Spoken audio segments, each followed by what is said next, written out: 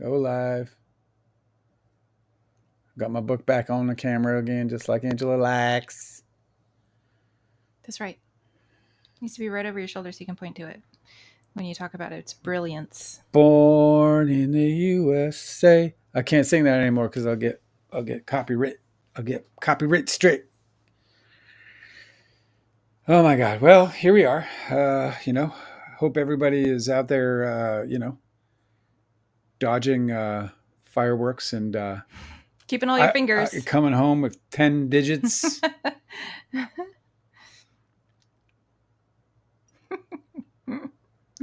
Most important thing you can do on July 4th is return with all your fingers. Don't lose a single hot dog.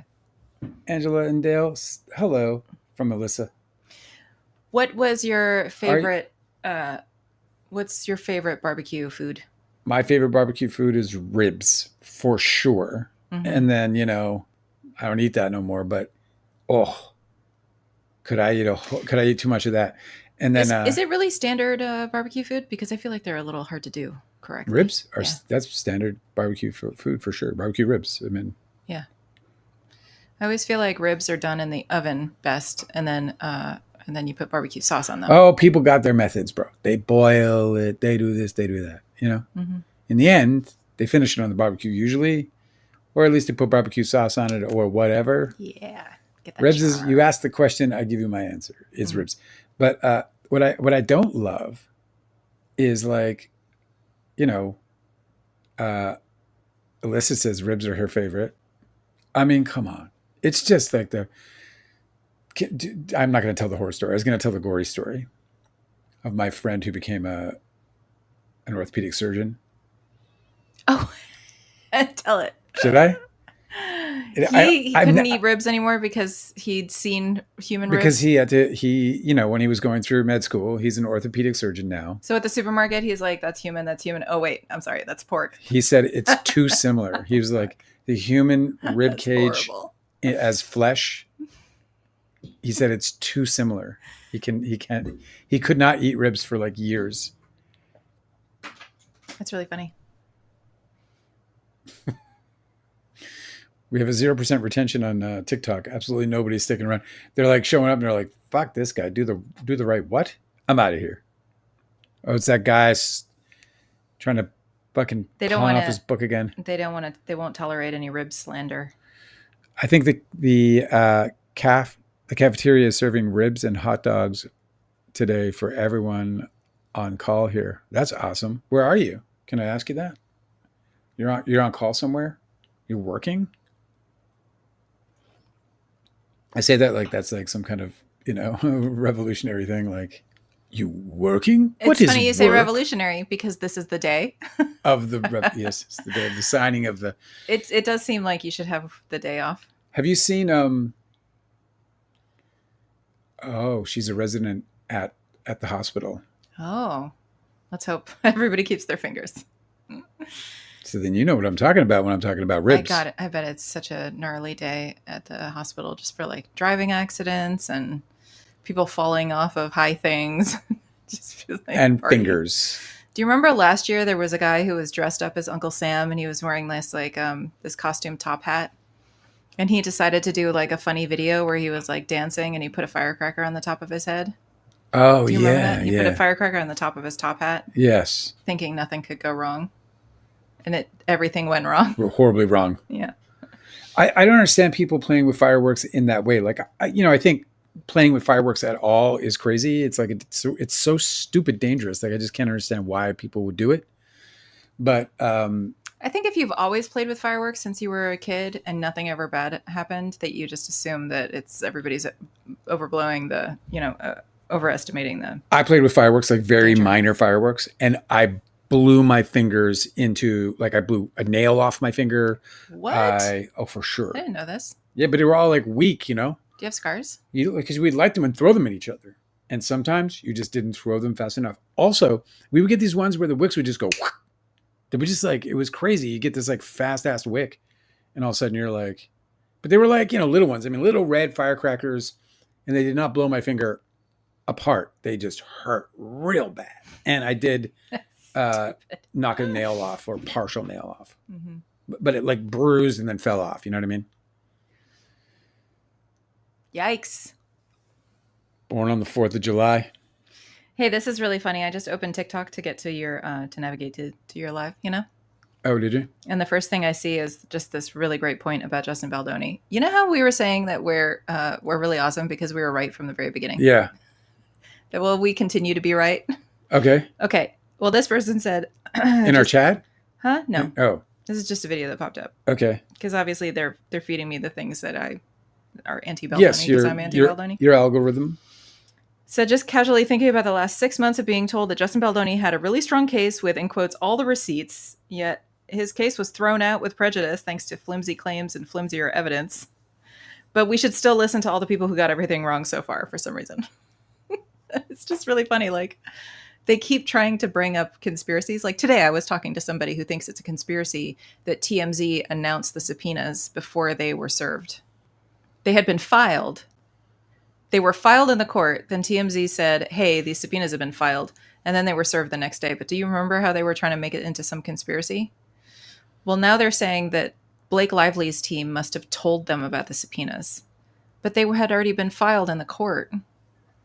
I was like, well, don't they show up on the docket or something? Isn't TMZ just watching the docket? And they're like, but they're not on the docket. So she must have told them. I was like, genuinely do not understand how it's a conspiracy that TMZ is reporting on something that is a legitimately filed document as if it's some sort of scandal. I mean, TMZ isn't, but they're saying it's a scandal that they knew about it.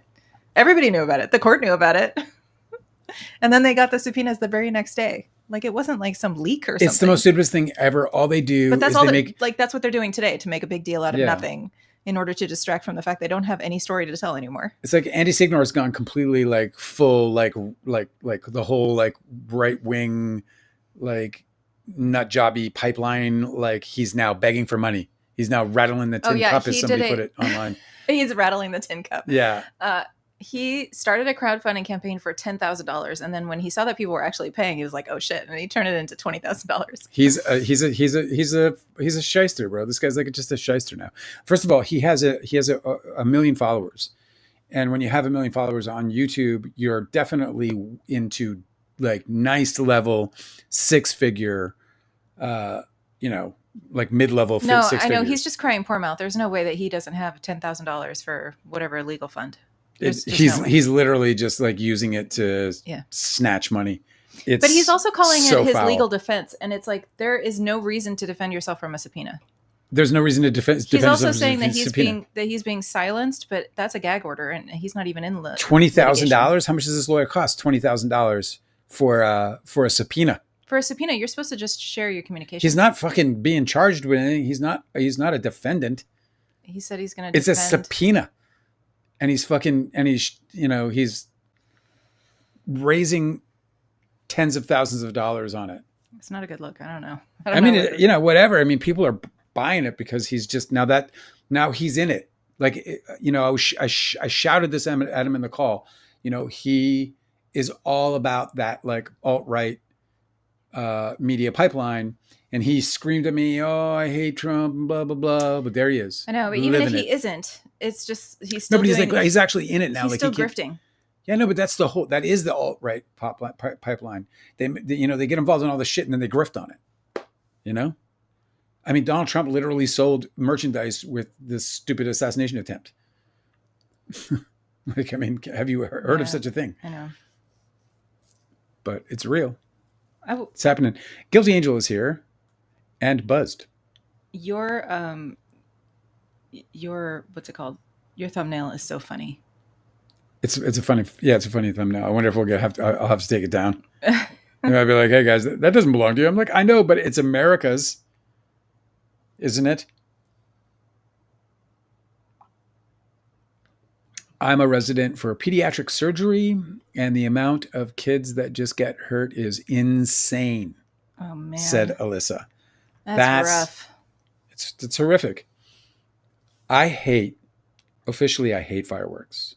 Like I do. I'm against them. We had a dog. I wasn't even thinking about the veterans, if I'm honest. We had a dog who, it was actually, well, that's not true because after, I certainly thought about it after, what's his name? After Jim. It's not just dogs. And it's not just veterans. It's like if you think about like mothers with small children, right, that have to like stay like console their kids from explosive sounds. Yeah. I just don't No, I know. understand why we have created miraculously, given the history of this country, that we've miraculously created a somewhat peaceful existence, and then we like deliberately create the sound of bombs for like 3 days in the middle of the summer, when everybody should just be having like a nice, relaxing time. Well, and also Like, because like why what are we exploding things? I heard that like a lot of the actual explosions are intentional. Like a lot of the actual explosions don't have to be that loud.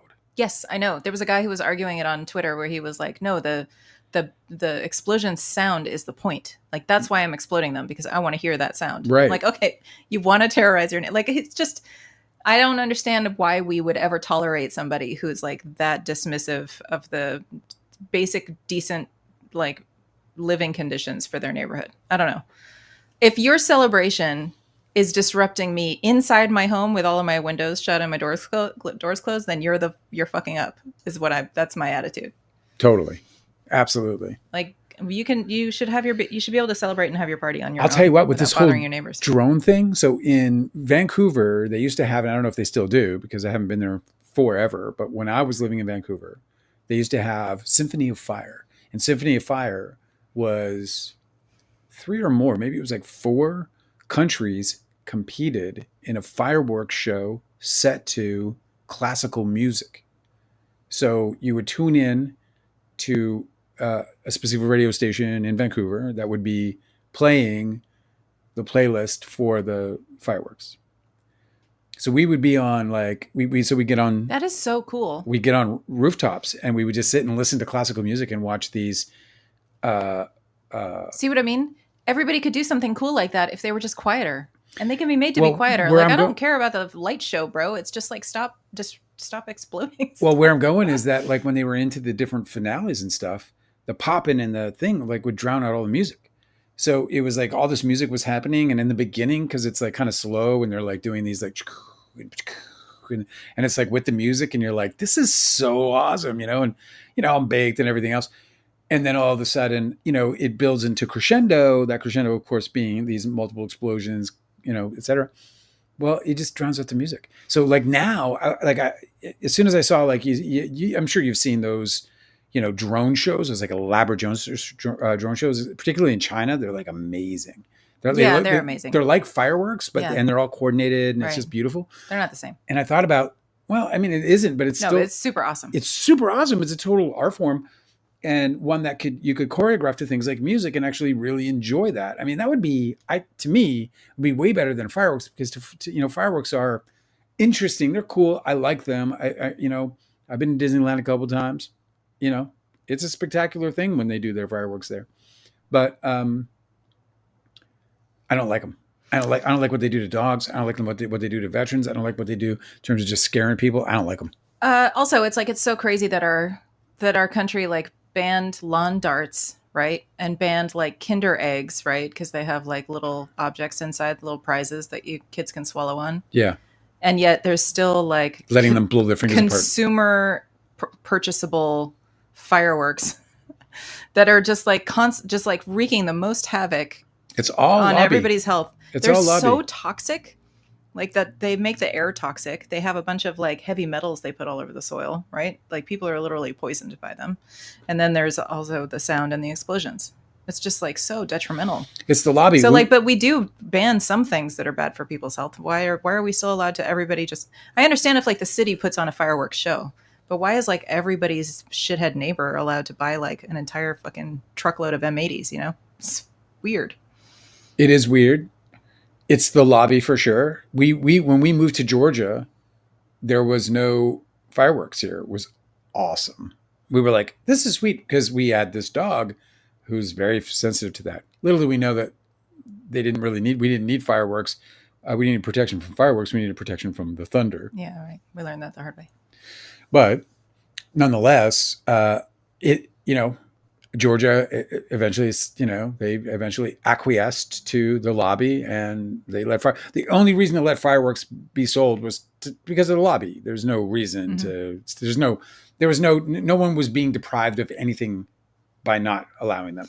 It's so funny too, because people that think that people that hate everybody that complains about their dogs, on 4th of July, as if like veterans don't matter, right? It's such a weird thing. It's also weird. They act like we're like these big stick in the muds, when it's like they're the ones that are ruining our good time. You know what I mean? Like, I'm not saying like don't celebrate. I'm not saying like don't like ride your ATV and right. do wheelies or whatever the fuck people do to celebrate the 4th of July. I don't know. We're not saying like don't do like whatever, We have 3 people over. Train your bald eagle. Yeah, train your bald eagle. I'm just saying don't explode shit and fucking terrorize your neighbors. America has the bald eagle as its symbol. The most incredible thing I ever saw in my life was, maybe not the most incredible thing I ever saw in my life. One of the most incredible natural things I ever witnessed in my life was I was sailing on BC ferries from the island to the mainland, or from the mainland to the island. I can't remember which direction I was going. And there's this area called Active Pass. And through Active Pass, there are all these little beautiful islands with all these great trees and structures. And oh my God, it's just jaw dropping. It is so fucking beautiful. It's one of the most beautiful places on earth. And you're kind of sailing through Active Pass and you can feel the beauty of this place. And then I looked over and I saw a tree and it just had white dots all over it. And as we began sailing, and I mean all over it, up and down, it was a fir tree. And just right from the middle of the tree, probably like close to the like bottom third, all the way to the very top. And then as we got closer, I noticed that above it were, it had to be dozens and dozens of birds. And we got there, and and as we got closer, as we arrived, I was able to like clearly see that it was a fir tree filled with bald eagles. Filled. I don't even know how many there were. There must have been a couple of hundred. I don't even know. It's like impossible to know. But there were so many of them. It was the craziest thing I ever saw. It was like the congregation tree? I don't know what it was. I guess it was weird. The whole tree was just filled with bald eagles. That's so neat. Yeah. I didn't think that they were social. But I'd never seen anything like it. That's cool. Yeah. I would have stayed there. Just watched. I couldn't. I was on a boat. Somebody else was driving. No luck for that. Well, that's so interesting. All this Baldoni stuff is so interesting. I'm reveling in all of it. I love it. We predicted Andy Signor was going to get pulled into this thing legally before there was any inkling of it. It was just by his actions alone. I have a new prediction. Let's hear it. People are saying that Kirsty Flau needs to be next to be subpoenaed. Yeah. Because she's obviously been so vocal. I think she's I think she's like beating the biggest drum the hardest. Right on. But I don't think that she'll be subpoenaed because I think they already have her communications with the defendants. Okay. Because that's what's being subpoenaed. Why would you think they have that? Because I believe that she was the first person that I noticed that seemed to deliver like an order for them. Like Justin Baldoni sent his PR team a direction where it says, we need something like this. And it was Hailey Bieber bullying women. Yeah. He was like, we need something like this for Blake Lively. Right. Yeah. And then just a few days later, Kirsty Flau published her video that said, I was bullied by Blake Lively. And so I just think that since it happened so early, that I'm saying the reason why she wasn't subpoenaed is because they probably already have those communications. Yeah. They're probably trying to trace whether the same communications happened between Andy Signor and Candace Owens and who was it? It was Perez Hilton. Yeah. Yeah. So they're probably trying to see whether she was the only one or not. So they're gonna, you think they're going to get it from them? I think that they already have them, and that's why she wasn't subpoenaed this time. I don't think that they're waiting. So they got it from like the PR or like some of the other discovery. I think that it was, what I'm saying is, I think it was happening before Jennifer Abel had to turn over her phone. Do you remember like all of that was happening before Stephanie Jones took back her work phone from Jennifer Abel? Yeah. So I think that included all of that stuff.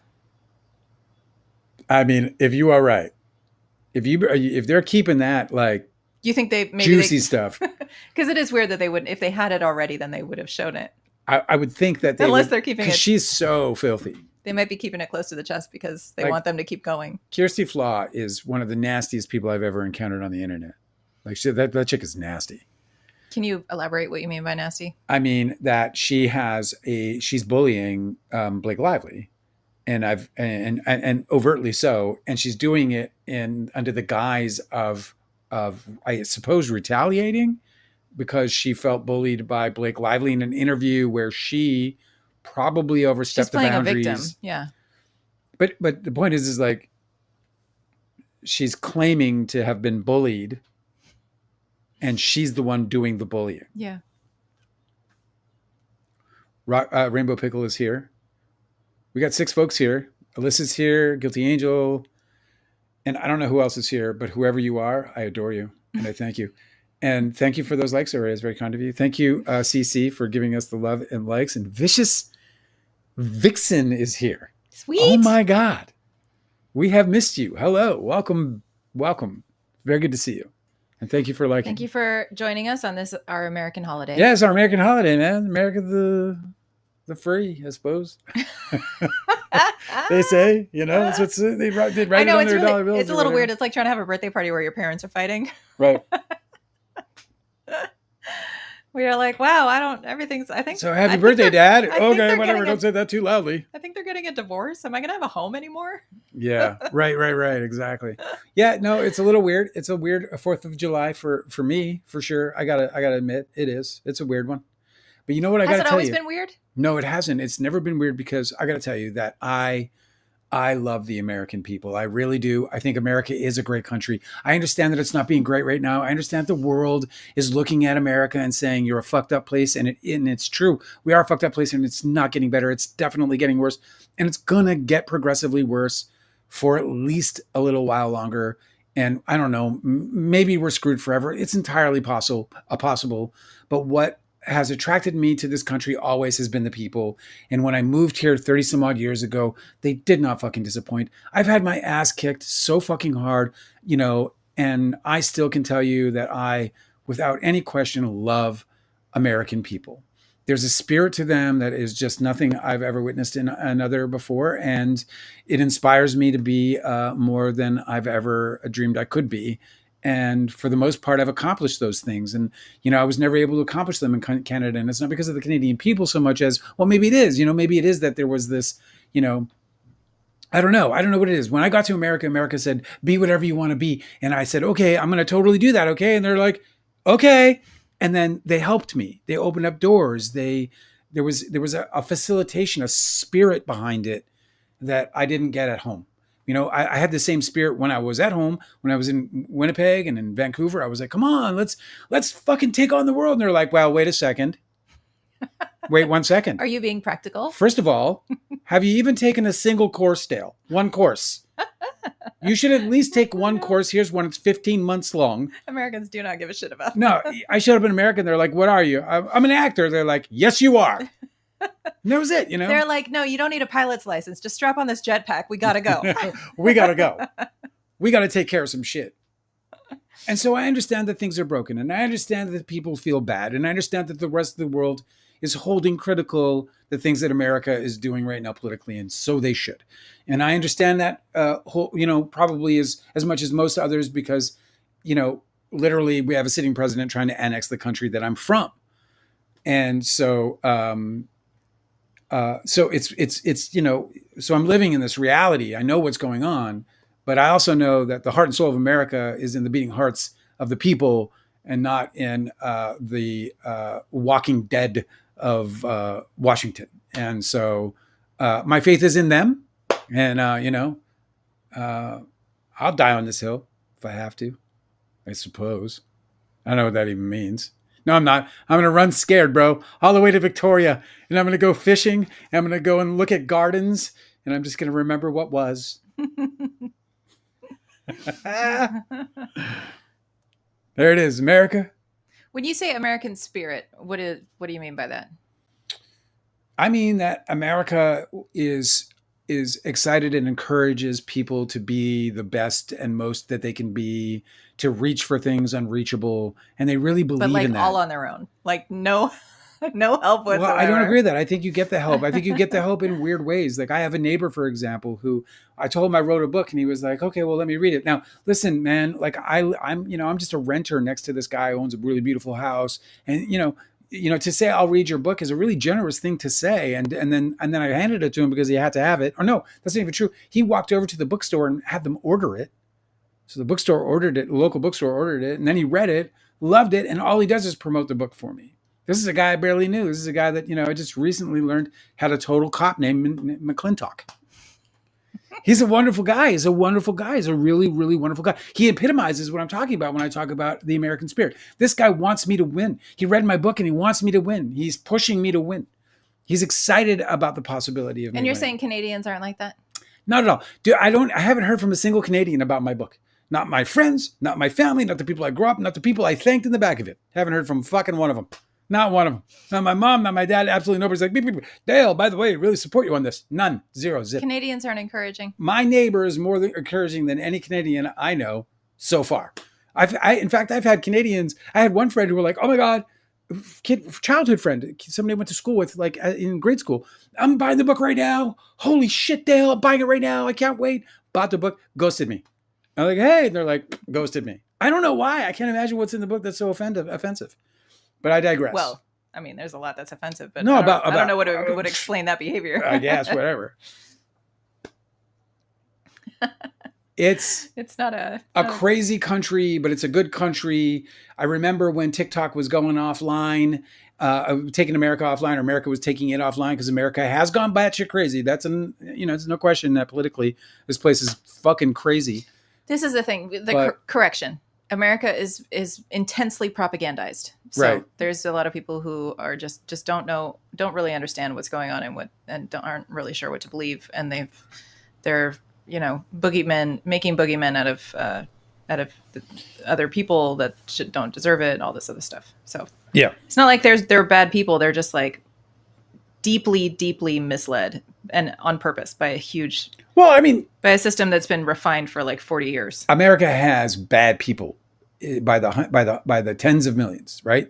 I mean, it's a giant country, has bad people. Canada has bad people. They all have bad people. America's bad it's like a weird thing. It's like, I said this about Leo. I said that Leo is like intense, and like he's like big no matter what it is. Like his hate is big, his love is big. Yeah. You know what I mean? And I feel that's probably true about him still today, but it was back then. His love was big and his hate was just as big.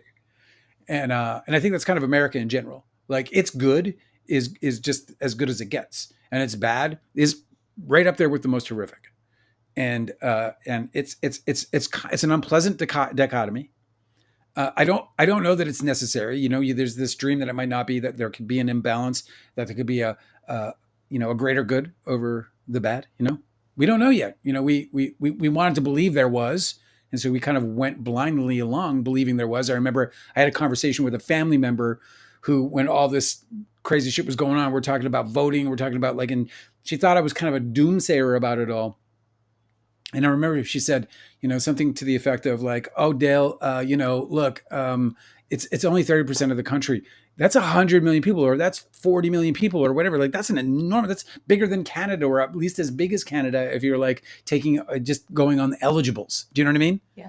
It's a big fucking deal. And I'm like, that's a formidable force. You don't want to like ignore that.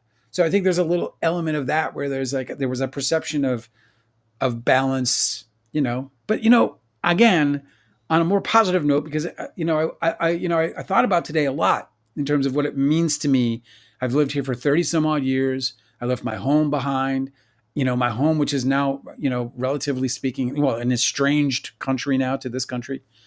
And I asked myself some questions today just about like, how do I truly feel about this place? Like, is this a day to celebrate? Because I fear whether I'm going to get, deported at any moment, because I don't like Donald Trump, and I can't fake that. I can't pretend. And sometimes it comes up, like it's just going to come up and I'm going to say something bad about him. I can't help it because I can't stand the dude.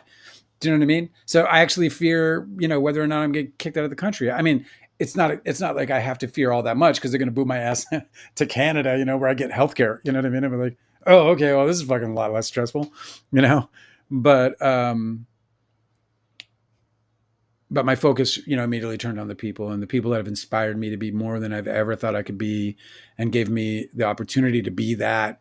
And so this country is a beautiful country, marred by greed, and it's capitalism, which I don't believe, or its structure, which I don't believe is necessary for the American people to still be everything that I've loved and adored all these years. I don't think that we need to be. We don't need this greed. This greed isn't a necessary component. I talked a little bit about, like, I'm not sure about how the balance works, whether or not we need, that evil dichotomy in order to let this spirit thrive that you just asked about. But, like, I'm convinced we don't need the greed, regardless. Like, I don't think the greed will change the inspiration in the hearts of Americans, and the generosity. It's a weird thing how how it kind of turns on itself, America. But, statistically, and I believe I'm correct about this, America is, like, profoundly, like, overwhelmingly more generous than any other nation in the world when it comes to helping countries in trouble. And I understand that they're politically bullies, and politically they go and invade countries and they do horrible things, and we know all about that. But we're talking about the American people when we talk about the generosity. That's not coming from just the government who does things politically and for, world favor and, all this shit, the politics, the bullshit, the lies. American people, they're not lying when they reach into their wallets and become the most generous nation in the world time after time after time when nations need them most. And I think that speaks volumes about why this country is great.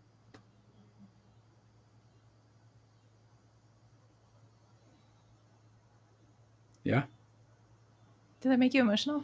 Yeah. That's really sweet. Dale's the most patriotic American I know.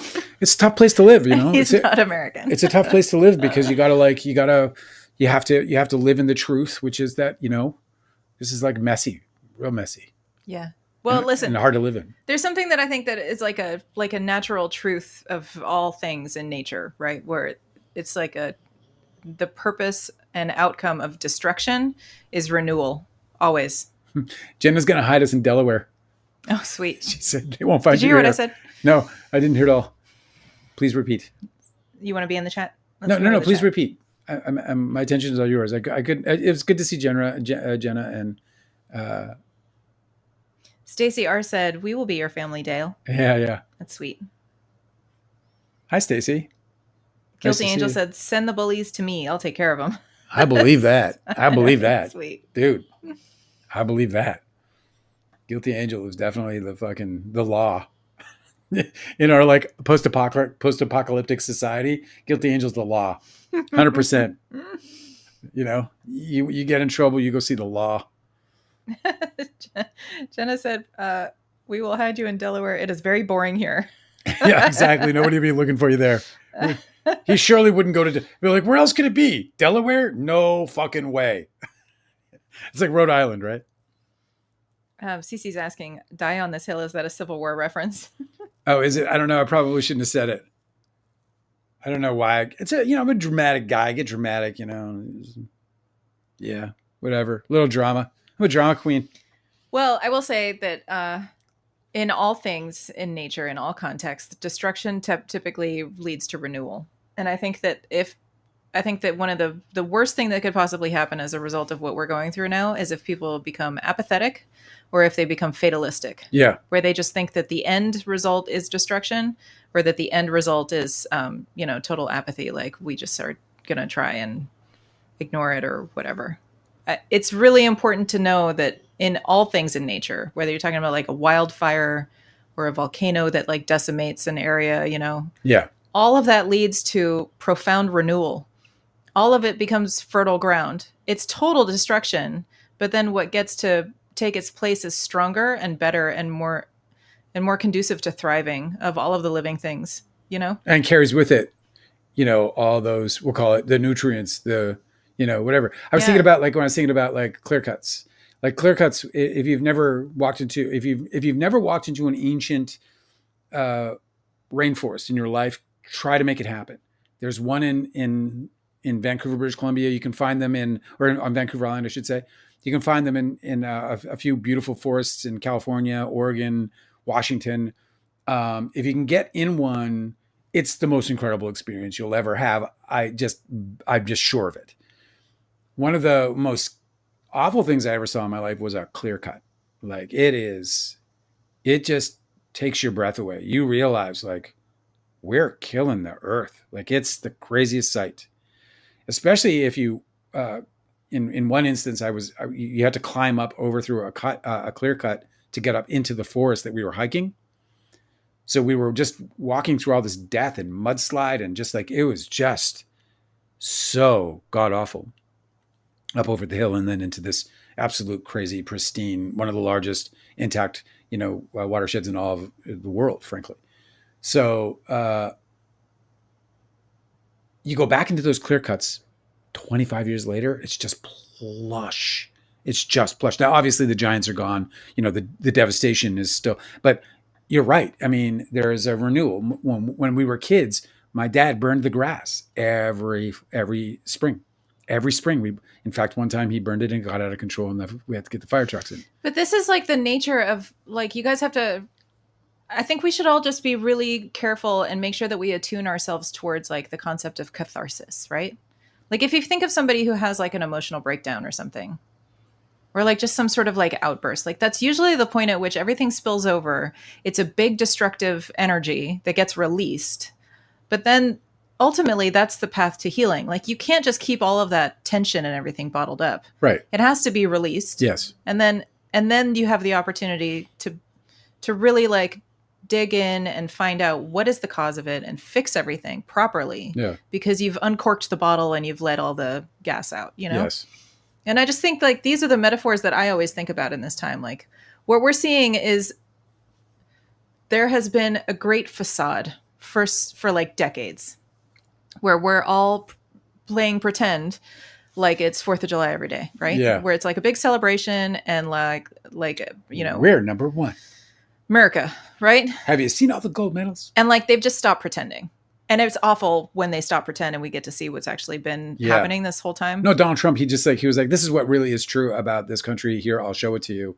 And, the thing about him is that he is a con artist who's really bad at it. He's a showman who's really bad at it.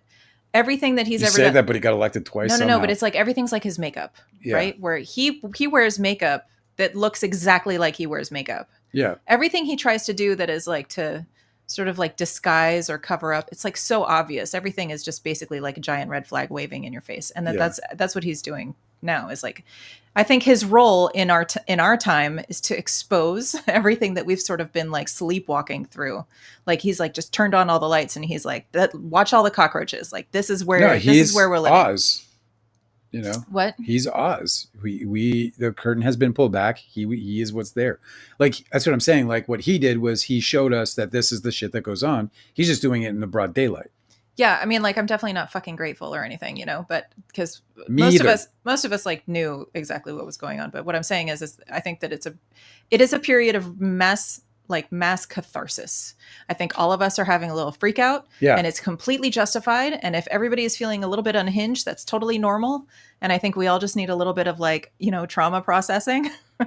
And I think it's important that we recognize that this isn't the end. This is part of a process and that we have to go through it the hard way, but it's going to lead to renewal because everything always does. And especially if you focus on that, if you focus on like, what is the outcome of this that we desire?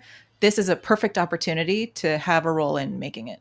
That's the way that I look at it. And I'm not going to be anybody's revolutionary because all I do is I sit at my house and I read books. But this is what everybody who's been through it in history has always said about coming out on the other side and creating something of a renewal out of it. Like you have to keep your eye on that prize. Yeah, I love it. I absolutely love it. Let us renew. I am ready for renewal. I don't know why I want to move my hands like this, like a ballerina. Like it's so fun. Ballerinas are more flexed than that, I think. They're more flexed? Yeah. What do they do? Show me. I don't know. They're stronger. I actually don't know anything about ballerinas. I didn't realize until you asked me that. I'm being all flamboyant with my hands and I don't know why. Uh, Well, anyway, we're going to go through what we're going to go through, but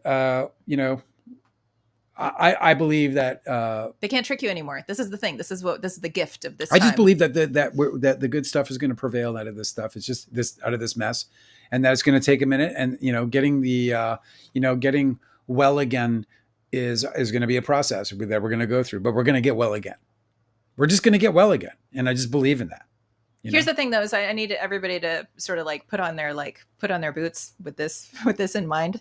Nothing. It's never going to be normal again. Like I don't think that anybody can feel like it's ever going to be like 1970s, Change is coming. 1980s, 1990s. Yeah. Like all of that has been changed irreparably. We have to figure out what our new future is going to look like, and it's going to be like awesome futuristic if we want it to be, but it's never going to look like how we grew up. Because I don't even think that the America that we grew up in really existed. I feel like that was a facade too. The one I moved to was a complete facade. It was not anything in the 90s. It was not like America was not what I thought it was. They put like a giant Band-Aid over everything that was just like made of cocaine. Like everybody was like, woohoo, this is the greatest. Look, and now we're in the come down. America had the perfect front, right? Which was like great people and great culture. Like they put out like awesome shit. You know what I mean?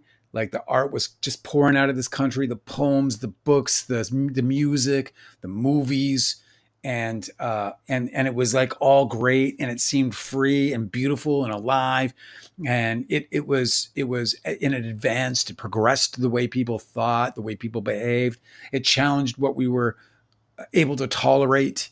It was the perfect front for all that shit going on in the background. But what was interesting about creating that was that it only created more strength in its like people, in the creative power of its people. Like America is more creatively powerful now, I think, than it's ever been. It hasn't even remotely scratched the surface of what it's capable of creatively. And that creative thinking, I mean, that's not limited to just putting out works of art. That's not limited to just, creative thinking goes into every aspect of life, including fixing problems. This is going to increase too. The more that people recognize fully, deeply within themselves that they no longer have any government, local government or larger government to rely on, they're going to start helping each other and being the solutions for each other. I think that that's definitely a good thing. I think we've all just been really isolated, and it's made it like a real social sickness in our country. Like yeah. I don't know any of my neighbors. I don't want to know any of my neighbors. Well, and I think that that's probably not healthy, Yeah.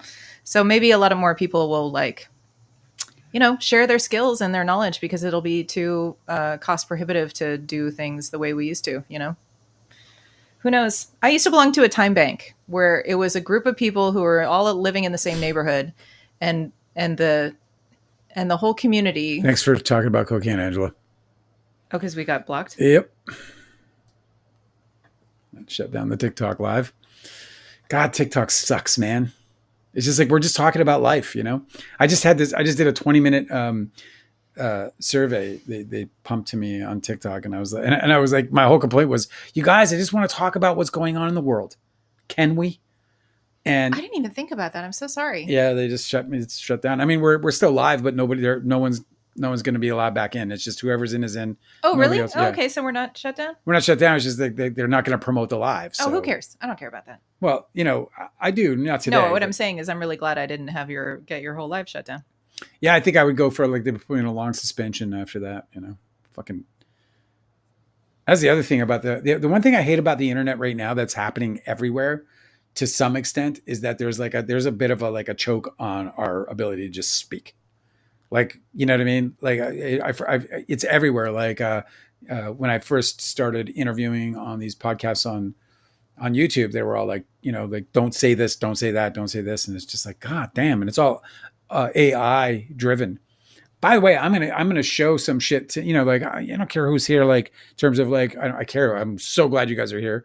What I mean is, I want to show some of my thumbnails and stuff, because I want to just show people the work we're doing, or that I'm doing on this. Maybe I will anyway, for this writing channel that I'm really excited about. It's going to be dope. You're going to show and tell thumbnails? Don't do that. That sounds boring. No, yeah, it's not boring. It's not boring. It'll take a couple of minutes.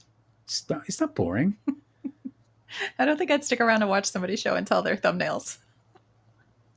Do you want to hit the chat? They're talking to you in YouTube. Vicious Vixen says, I wish I could go back to the place where I didn't have to worry about politics. Yeah. Well, this is it. It's a funny thing because like occasionally it comes into this live and I try to keep it out, but it's impossible to keep it all the way out. And yeah,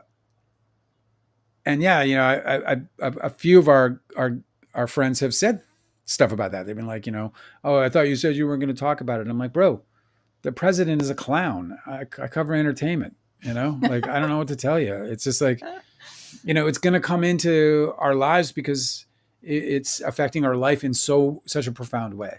Yeah. You know? I mean, by the way, the big good luck bill, avoiding it. I mean, you can't like go anywhere. And if you're going to be more frustrated trying to avoid it than you would be if you engaged with it because it's so hard to avoid everywhere.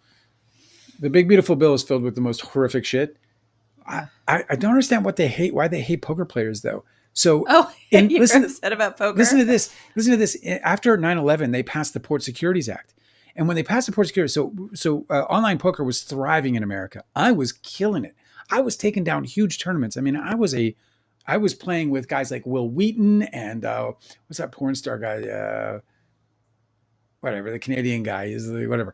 Like I was just playing with these like huge celebrity type. North.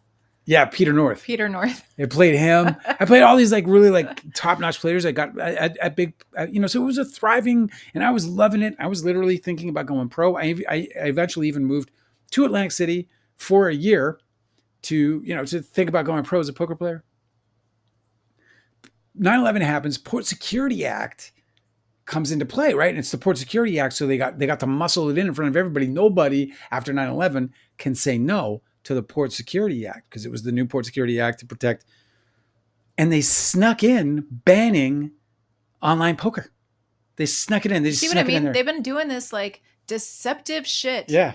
And it's everybody's finally realizing like there was like a bunch of us fell off the bandwagon like every year, every election, like more and more of us fall off the bandwagon and we're like, oh, they're just lying to us. But now it's like the last of us are realizing like, oh, the whole thing's a fucking facade. They did it again in this bill. Now they put all these like all this like shitty tax laws that's just bad for poker players, right on poker players. Like poker players can't, for example, write off 100% of their losses now, which is absurd. These fuckers write off every single loss of theirs, and a poker player can't write off their loss. So they're going to pay taxes on their losses, a portion of their losses. I am stuck on the fact that you mentioned Peter North. Yeah. Because he's a good poker player. I just realized that as a porn name, he created, that's his pseudonym. Of course. He's from Canada. His name is Alden Joseph Brown. And so he's, North is a reference to Canada? Yeah. Like he's the Peter from the North? Yes. You just figured that out? I did, yeah. I was like, I just thought it was his name. I was like, it's weird to have a normal name as your porn name. No, he's the big Canadian Peter. Oh, man. He must have changed his name like away from his birth name to that because his spouse is named Nadia North. She has taken the North name. Well, once a North, why would you go any other direction? By the way, Jenna is here. I don't know if you remember Jenna, Angela. I'm kidding, Jenna. She knows. She remembers it, of course. I know Jenna. Of course. Jenna and I go way back. You go way back. She's our friend. She's here. Is Will Wheaton nice? Will Wheaton. Well, I mean, I only play poker with him, but he was nice at the poker table. Yeah. He was kind. He took me down. I was humbled by Will Wheaton actually in one game. Yeah, I played him in more than one, but. Yeah. We were in this like it was like not a high stakes. It was high stakes for the venue, but not really that high stakes. But it was like one of the bigger tables, and that dude took me down. You know how it's like a rite of passage for dudes to like go in and get really like hyper fixated on like World War II or like war stories. My dad was obsessed. Did he have a specific war? Two. Was it like a Normandy or something? All of it. All of it? All of it. He watched it like he couldn't get enough. Was that because his parents were involved? His dad fought in the war and was, according to my father, on Normandy. So that makes a lot of sense why I'd be obsessed with that. Did you ever Obsessed. have Well, like a? he was born in 41 too. Did you ever go So through a phase where you were trying to learn about one of the wars in the world? no.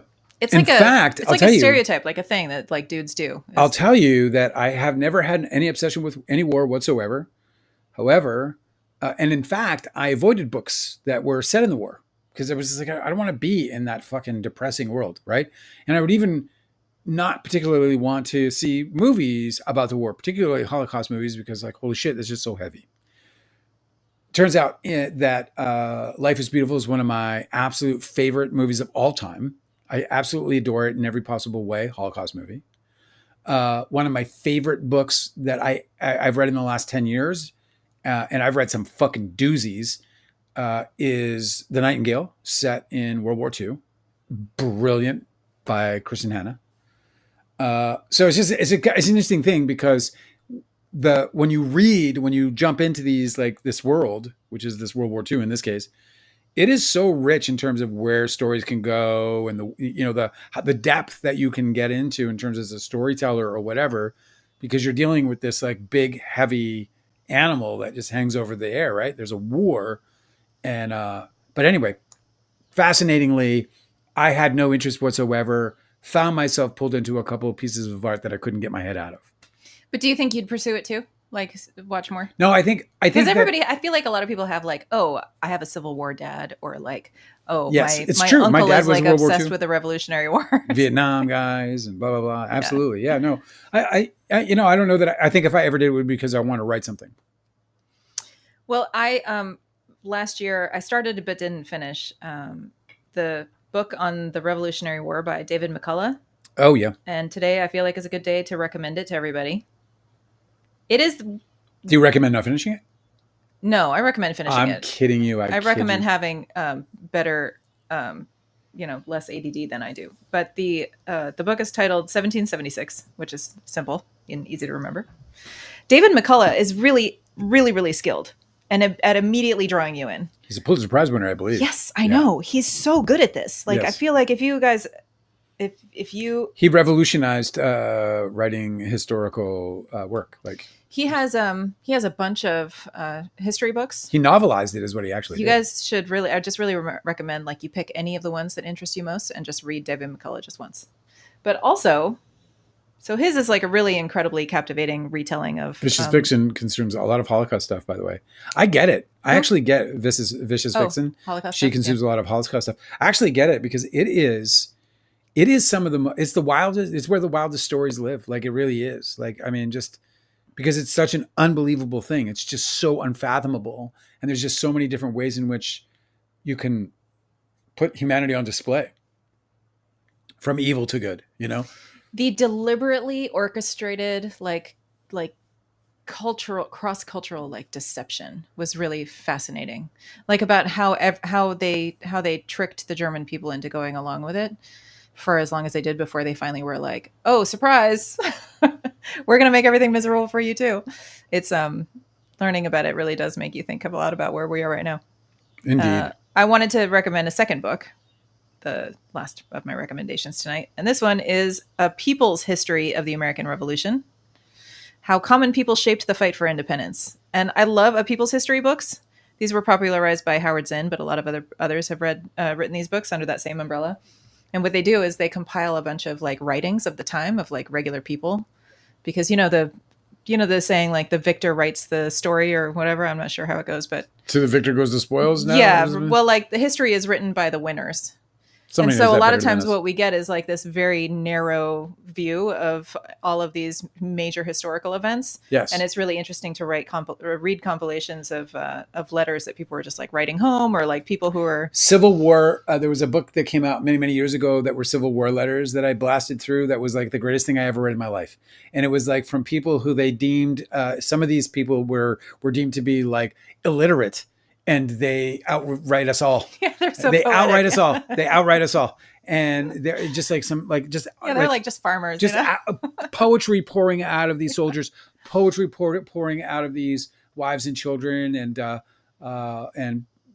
brothers, and it's just fucking wild. It was an amazing book. I love the whole like write letters and like, yeah, I mean, as it's absolutely stunning. I actually feel a little like I've deprived myself in reading historical historical work. I guess it's just reading history books. I don't know how to put it.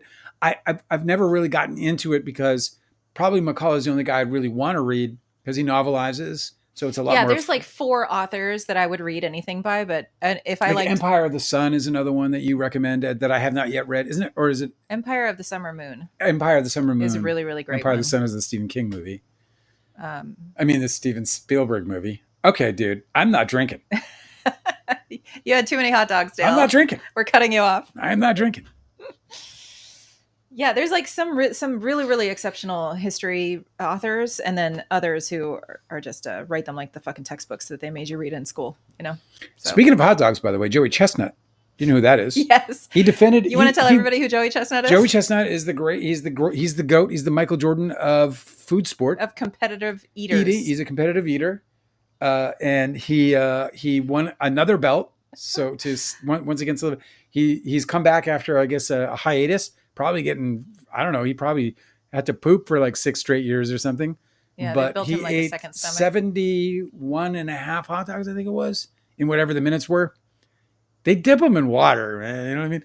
And they just like pelican them down, don't they? Oh my God. It's just not right. Oh my God. I don't know. I saw a still from one of the competitors. Purple. He was purple. And what was coming out of his mouth was high-speed fluid. Like water hose pressure, like a fire hose pressure. Just stop. The picture was amazing. It looked like it was animated. Screw! And his face was just like, and he was this huge dude. He looked like a sumo wrestler. It's kind of sad that these people are all competing and like destroying themselves for no chance at winning because Joey Chestnut exists. Because Joey Chestnut does not chew anything. Why are they even competing anymore? Like, how come they don't just like hand it? He has teeth in his neck. He has to have teeth in his neck. He probably had them put there surgically. It's like, I want to it's set just like molars. a gears that just grind. Yeah, he just puts them back there and he just does that. And then when he does that, it chews them. And nobody can do it except Joey Chestnut because he had teeth installed in his neck. Joey Chestnut, an American hero, an American legacy, an American. American. He's American. He ate 71 and a half dogs. The pride of America. Whatever it was. I guess what he was like 7 minutes. I don't know. I don't know what the time is. Wait, let me look. Did you see it?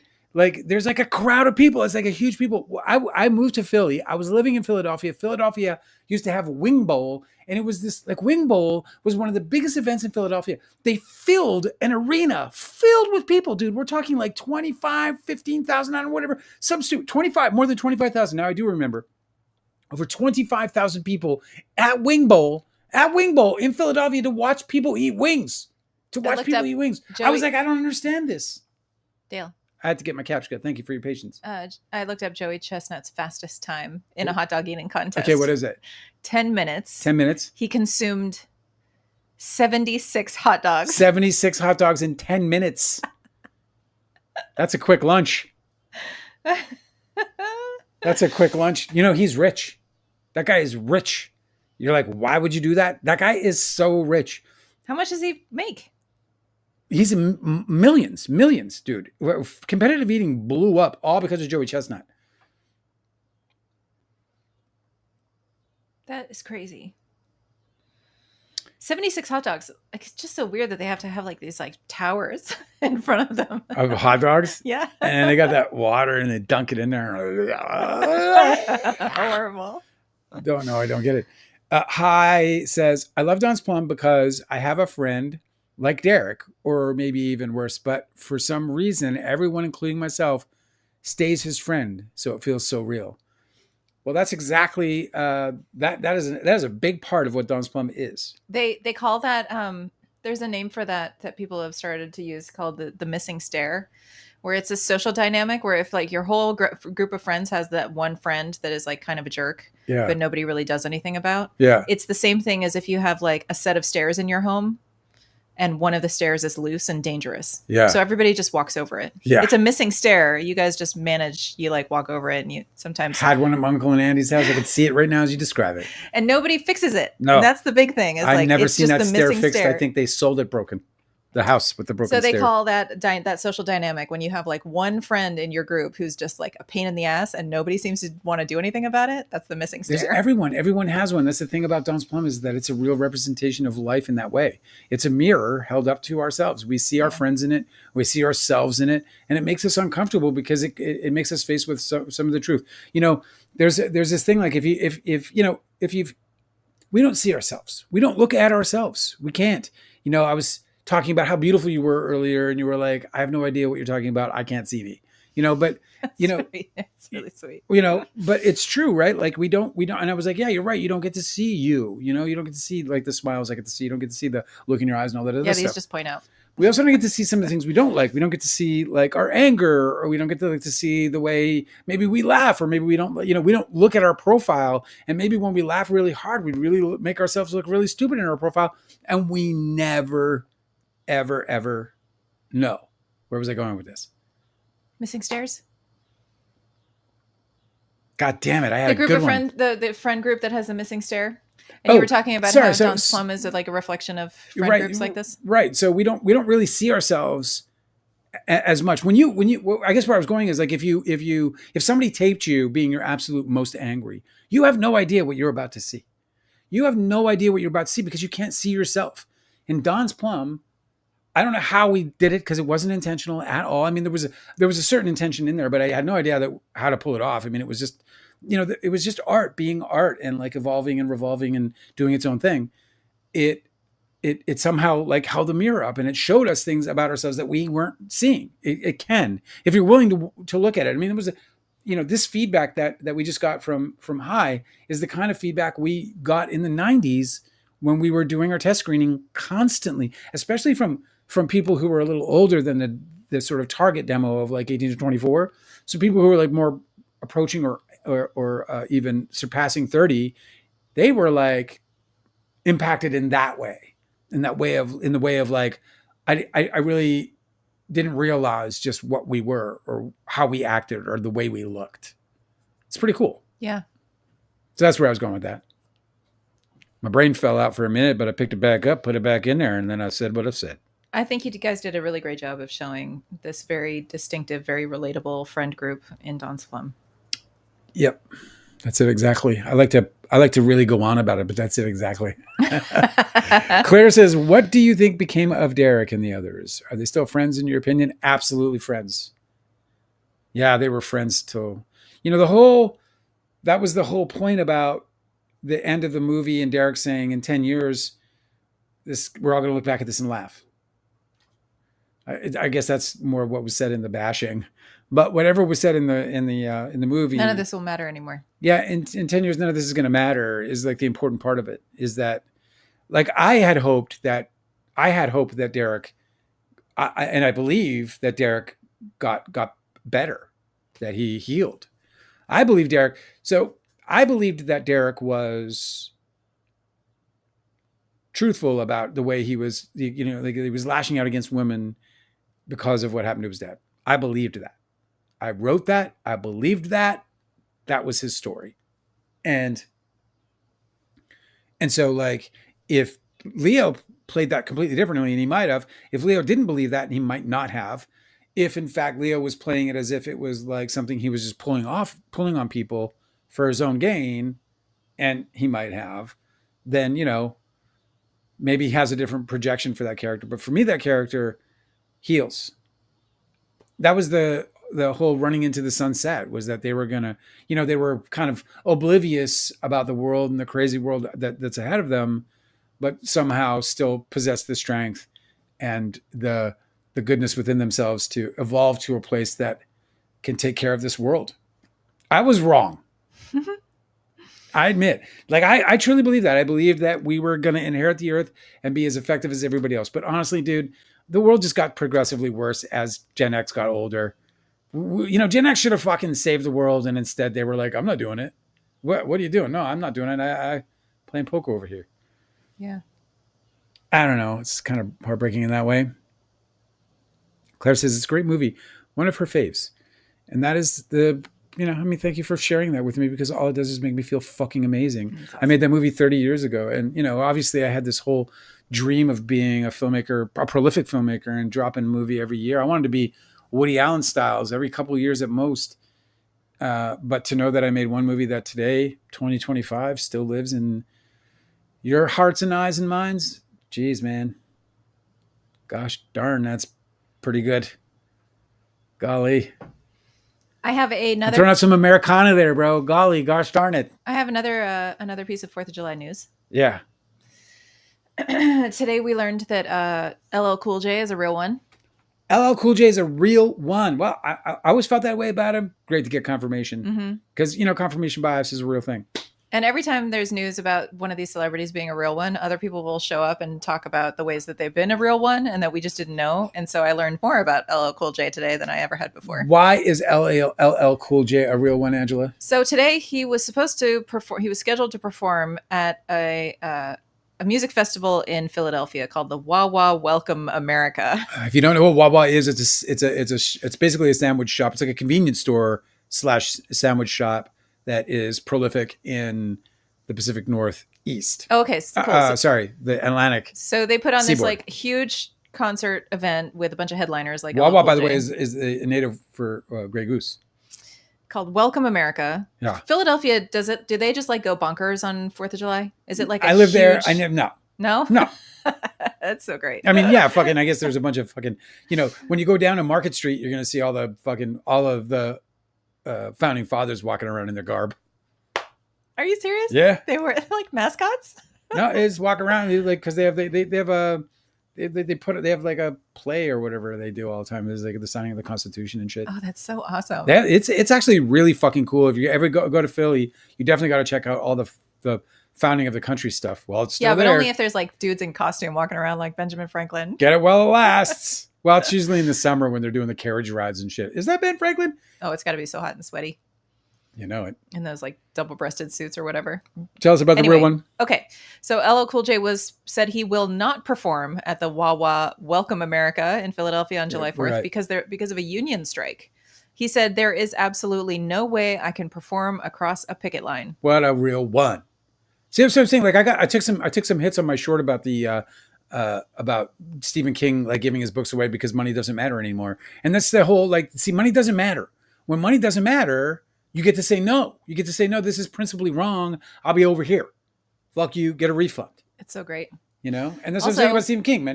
Money doesn't matter. So he can do whatever. He can give it away, he can do whatever. So because he's such a real one, everybody's sharing all the ways in which he has been. He has run a free basketball summer camp for kids in Queens for the last 18 years. LL Cool J is just a great dude all around. He's the real one, like you said, bro. I love that. I love him. I think he's like, obviously one of the greats of all time. He's absolute legend. And he's a good guy. It's just wild. Cause like Ice Cube he was huge for me when I was 20s, in my 20s. Yeah. Not guilty, the filthy, the devil tried to kill me. I mean, I was just into that dude. I couldn't believe it. He was like, he made me like, he activated me in every possible way. And now he's just basically like a fucking millionaire conservative. He's like nasty. Mm. What happened to you, Ice Cube? Come back to me, bro. You could have been like LL. You could have been like LL. Come back. Anyway, I just think that that's awesome. I also, which brings us back to Blake Lively, because I remember that she had conflicts about crossing a picket line when they were shooting the film. She sure did. And I just feel like I just love our pro-union celebrities. She is a real one. And I don't care what anybody says, that she's a real one. I get that she's, still a privileged white girl. I get that she's... No. Here's the thing, is that we need people of privilege. Like, we need these people who, like, grew up in the fucking aristocracy and the fucking Nepo babies. Like, we need them to be a part of the working class fighting for the rights, right? Like, if those, like, super wealthy people that never had to work ever, like, a real job in their life. Yes. If they're pro-union about, like, these people who are striking, then, yeah, that's great. You can't criticize them for coming from the wrong place if they end up in the right place. No, of course, it's what we're doing. Mm-hmm. That's growth, is it not? Yeah, I just love when people transcend their class in order to align with the working class. Like, that's a good thing. You know, we talked about the drop dead age, right? Oh yeah, the Drop Dead years. Michael Madsen. Well, so if you guys haven't seen it, Bill Burr has a special on Hulu called Drop Dead or something. It's like one of his stand-up Yeah, I comedy. mean, I think it's on Netflix. I can't remember. No, it's on Hulu. Okay. It's on Hulu. He calls it the Drop Dead years because there's like a decade in a man's life. Only a man. It doesn't happen to women. Now there's a Where, decade. like, I'm in it right now. Where they could just like drop dead. They just fucking, it's end. It's just like, you know, he was fine. He was walking to the store, playing with the dog. Just shut it down. It was over. Keeled over. So, you know, obviously we lost Michael Madsen, and he was only 67. And that's just outside of the drop. He actually got outside of the drop dead years because I think that goes to 65. And then after you get to 65, you can like coast in for another 10 at least. Unfortunately, not for him. But Charmed and Fantastic Four star Julian McMahon. McMahon. Yeah, McMahon. MAHON, McMahon. Anyway, he passed away at 56. Now, I don't know why, but it's the drop dead years. So he was battling cancer. Wait, he was an actor in Charmed and Fantastic Four? Yeah, I guess Fantastic Four, was it that like the bad one or something? I don't know what it is. I don't know. I don't watch either of those. Do you know who this actor is? No. So you're just reporting on a dead guy? Because he's 56 and he's in the drop dead years.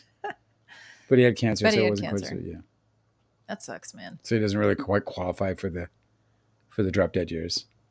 You know, earlier, like weeks ago, we were talking about how at the end of the year we should do like an in memoriam segment. Oh yeah. And we're really like racking them up. If we could like edit together. Lot. And this poor guy is going to have in his in memoriam segment, I'm going to be like, who? Who is he? Did you actually even watch those movies? You don't know. So you're just talking about a dead guy? That's so mean. Yeah, you definitely don't want the family getting that I'll one. write him a letter and apologize. You don't want to get the family getting that one. By the way, a alternate juror from the Diddy trial spoke out, and he said that the prosecutors were just trying to basically make a big deal out of a bunch of baby oil. That's what his take was. That is a very wrong thing to say. He was like This guy is not going to win any favor. Has he identified himself? Is he anonymous? No, his name is George. He won't give us his last name. Yeah, good, because that's a really that's a fucked up take. Yeah. This is the worst, dude. He said prosecutors used baby oil to paint Diddy as a crime boss freako. They were like, what he said was the amount of emphasis on it was ridiculous. It turned jurors off. I know, but they also saw the video of Cassie getting beaten in a hallway. So yeah. Just super weird that he's not starting out with that. You know, don't kill the messenger. Thing. I know. The violence is the main thing. Really, you're fixated on baby oil. Yeah, I know. Well, maybe the prosecutor shouldn't have been either.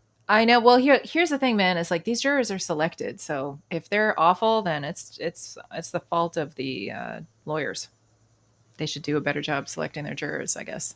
I think we lost Vicious Vixen, but she was saying a bunch of stuff. If we didn't, do you want to go over her stuff anyway? Yes.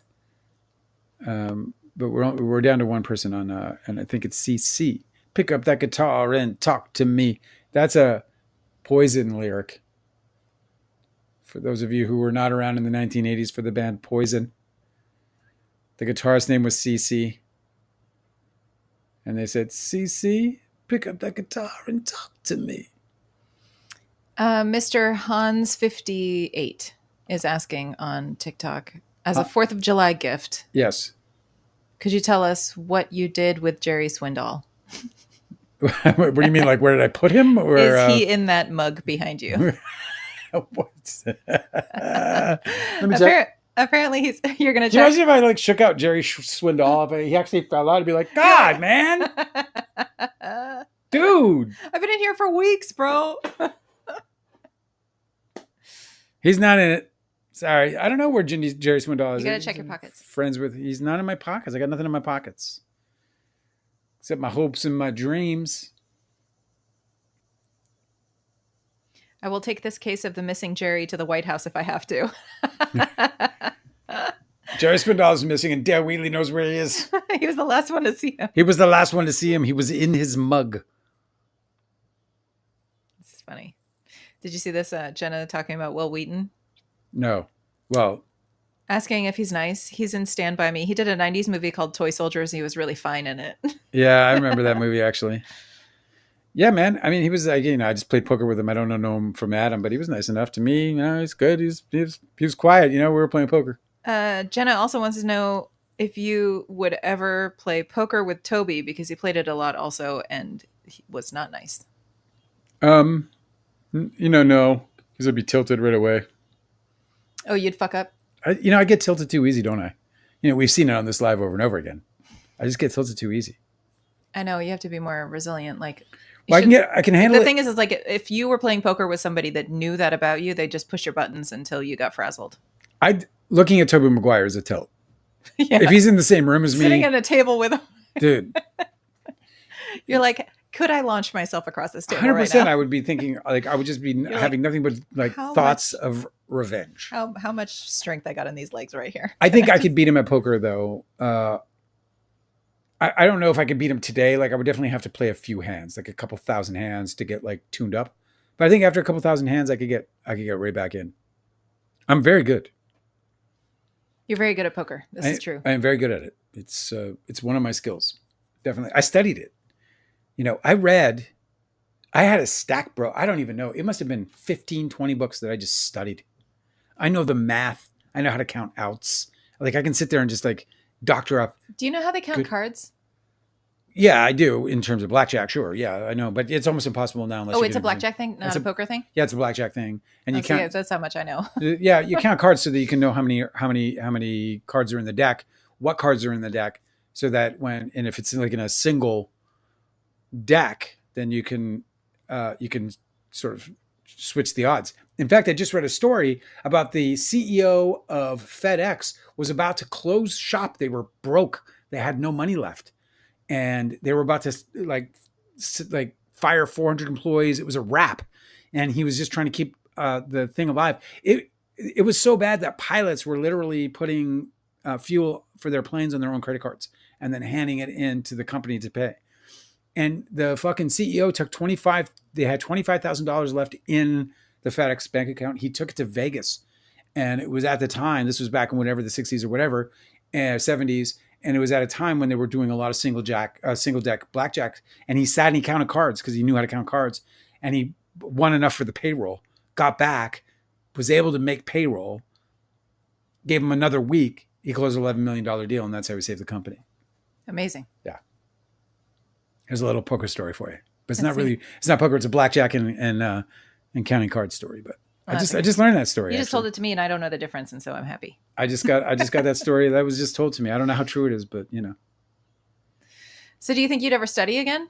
Like, do you think you'd need to study in order to go back and play poker and be good at it? I don't have to study. I just have to play. It's like a practiced thing, So it's just about getting into the groove. It's not even because my play style is definitely reads. Like, I definitely look for reads and patterns.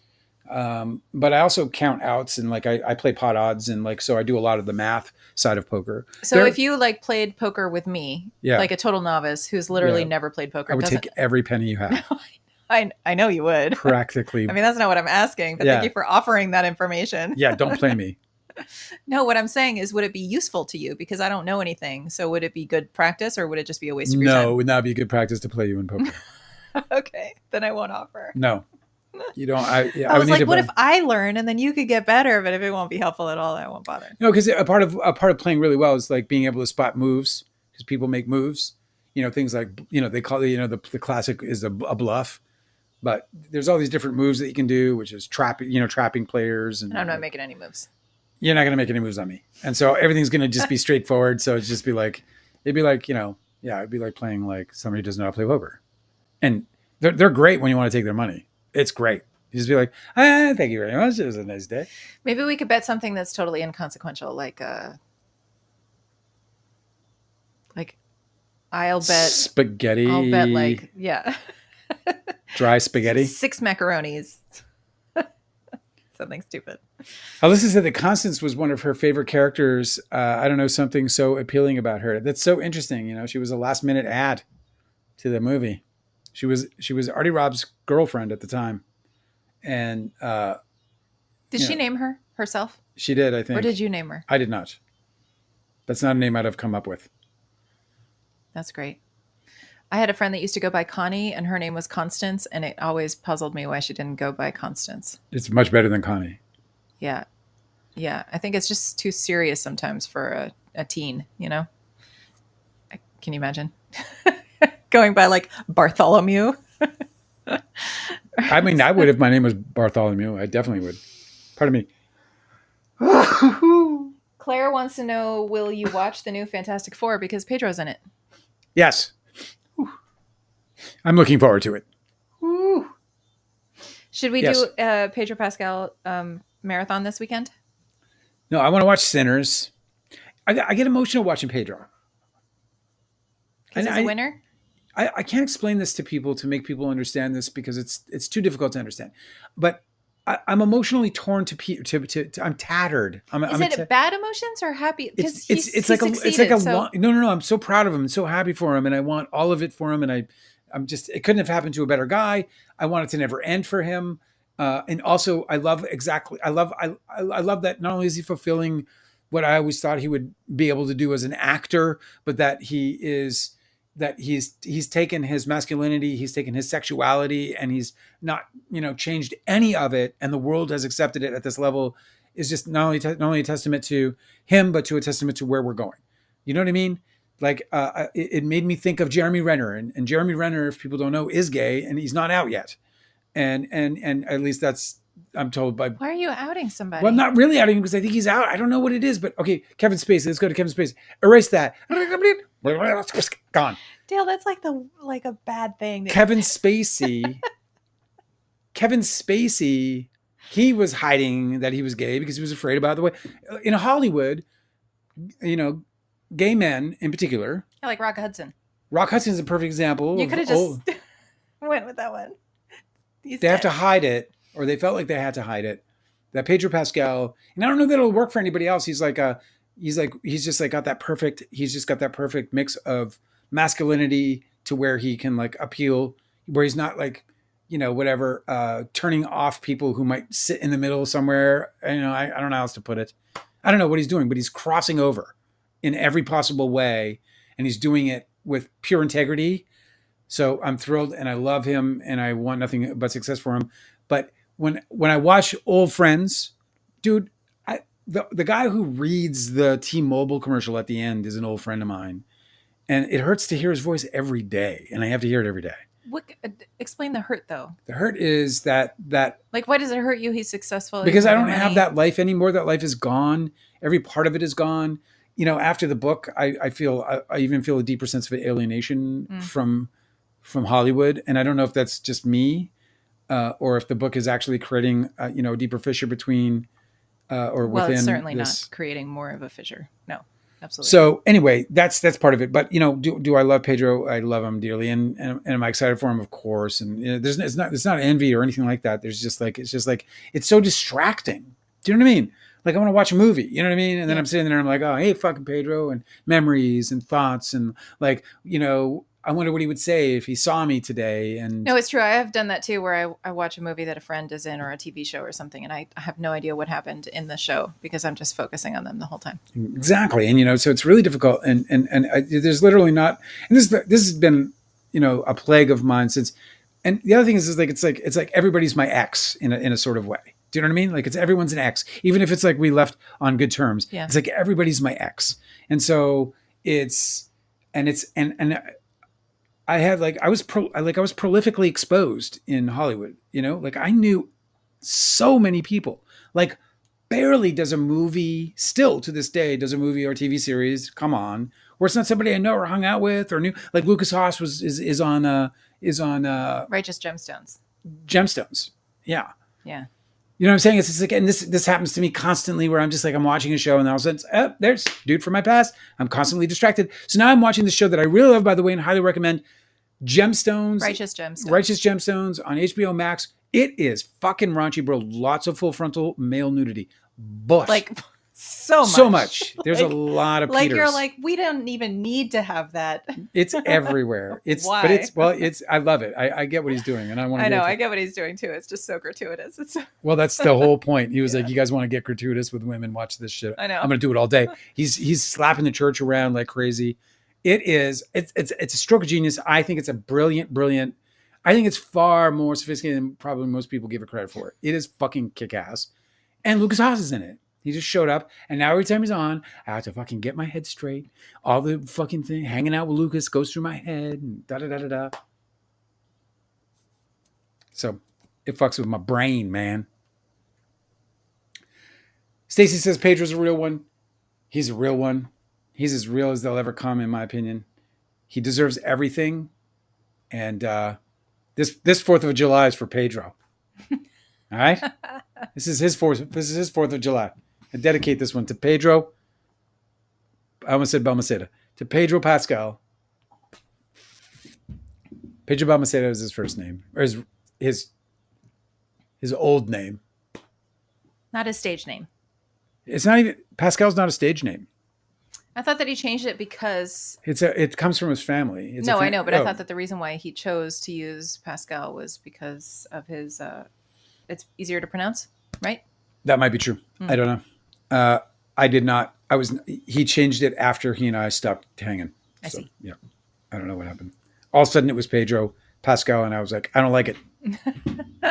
No, I know it's true. Like Antonio Banderas, it's not. Or Benicio. Benicio del Toro. Yeah, you imagine if he changed that name. Like that name's so. Well, that one's a little bit easier to pronounce. Balmaceda is not that hard. Balmaceda. No, of course not. Pedro Balmaceda. Isn't it a beautiful name? Yes. Doesn't it just sound wonderful? Yep. I loved it. It sounds more exotic than the one he picked. Pedro Pascal. Like I actually thought when I first heard it, because he was struggling when he changed his name to Pascal. I was like, wow, that's a mistake. In my head, I was like, why would you do that? You have like this name that is, it just sounds so unique and so special. And so Balmaceda, God, my last name is Wheatley. It's like so lame. And you have Balmaceda and you're like tossing that aside for Pascal. And, there's Amy Pascal, and there's like, it's like easy for his name to, I didn't get it, but it worked out great. Everybody knows Pedro Pascal. He's a big giant movie star, and he should be. He's a beautiful man. He's kind of like acting like he would if he was in his 30s, it seems like, he's like living like so large and having so much fun. And, like at 50, like most stars who had been running the whole, like for 30, like, Leo, he's slowed down. Yeah, but Leo isn't going to ever grow into being a smoke show the way that somebody like with Pedro's like. Did you see those Vanity Fair pictures? Good Jesus. Pedro's? Yeah. Yeah, he's a fucking smoke show. Holy shit, that guy. I mean, he was hot when we knew him, I mean, back in the day. He was beautiful. Yeah, like some of these dudes are just going to age well. I don't think that Leo was ever destined to age well. I have to boot up my PlayStation. I probably have a bunch of pictures of us on the PlayStation. Yeah, you should check it out. Maybe this weekend. I probably have a few. I keep trying to give you stuff to do this weekend because I'm insisting that you take like a little vacation, a little staycation. I can. I'm shooting my pilots for my fun. writing show. I don't think you get to have enough fun. I think one of the reasons why I'm having fun right now. Everything is extremely terrible and dreary, and I think it's just super important that you take breaks for fun. I'm having fun. I'm having fun with you. You're the love of my life. All we do is have fun. But a different fun, I think, is in order. I see. Claire says Pedro July. He gets a whole month. Pedro, yes, this 4th of July. I think that's a whole year. He gets the whole year. From one 4th of July to the next. This 4th of July, the 250th birthday. Did you hear that Donald Trump, by the way, he's gonna have a UFC championship fight in the White House. Isn't that great? Isn't that great? So much greatness. Dale mentioned that earlier, and I was like, "Oh, they're going to put blood sports in the White House. That's really interesting." And I was like, "How fitting, how fitting in these like truly dystopian times." And then I thought about like how blood sports actually used to figure more prominently in our in our politics. Like there used to be a time where it was just totally normal for American politicians to challenge each other to duels to the death. There's a president. Did you know that there was like straight up like whole decades where it was like a president of the United States died from a duel. Yes.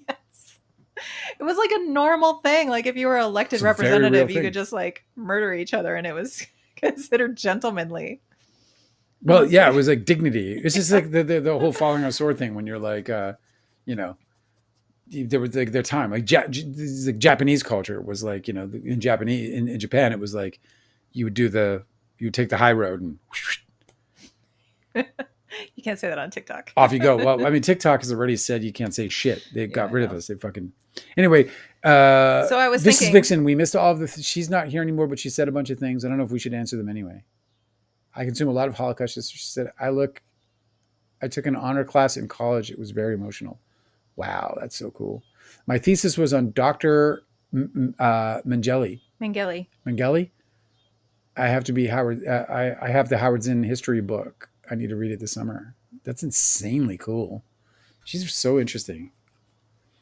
All right, I'm going to do this. I don't care what you say, Angela. I'm going to Cece show people. says he's doing a gladiator style fight in the White House. That's the current USA government in power. Exactly. It's absolutely so strange. It's just like I'm just not surprised by anything anymore. And anytime he does one of these like super outlandish things, it just makes me think about like what is he trying to deliberately distract us from? And it's like so much you can't even pick. All right, I'm going to show this desktop shot of my. I'm going to show these thumbnails.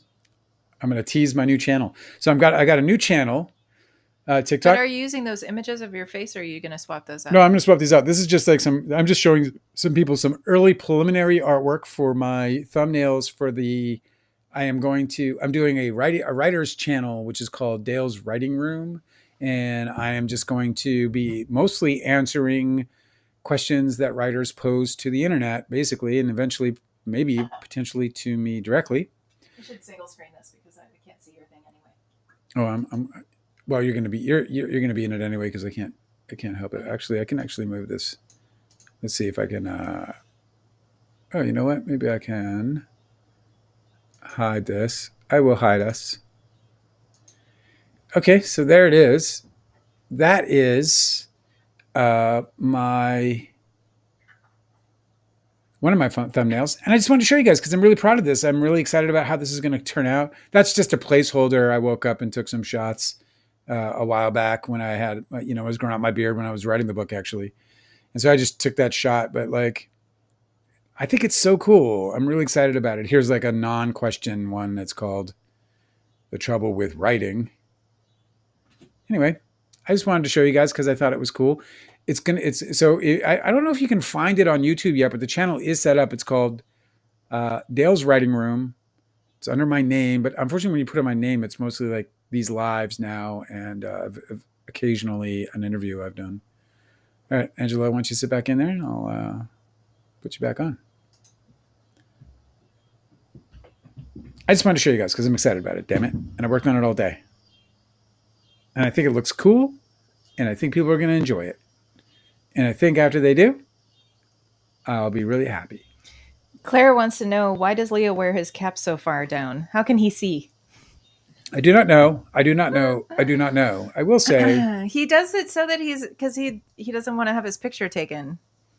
But he's gonna have his picture taken no matter what. That's right. What was that? Connie Francis. Don't. Where the Boys Are, baby. She has so many great songs.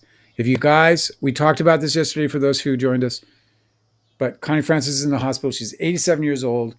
And I didn't even know she was living. But now that I know she's living, we should celebrate the breaths she's taken by listening to her absolutely timeless and beautiful music from back in the 50s, 60s, and 70s, whatever the hell it was.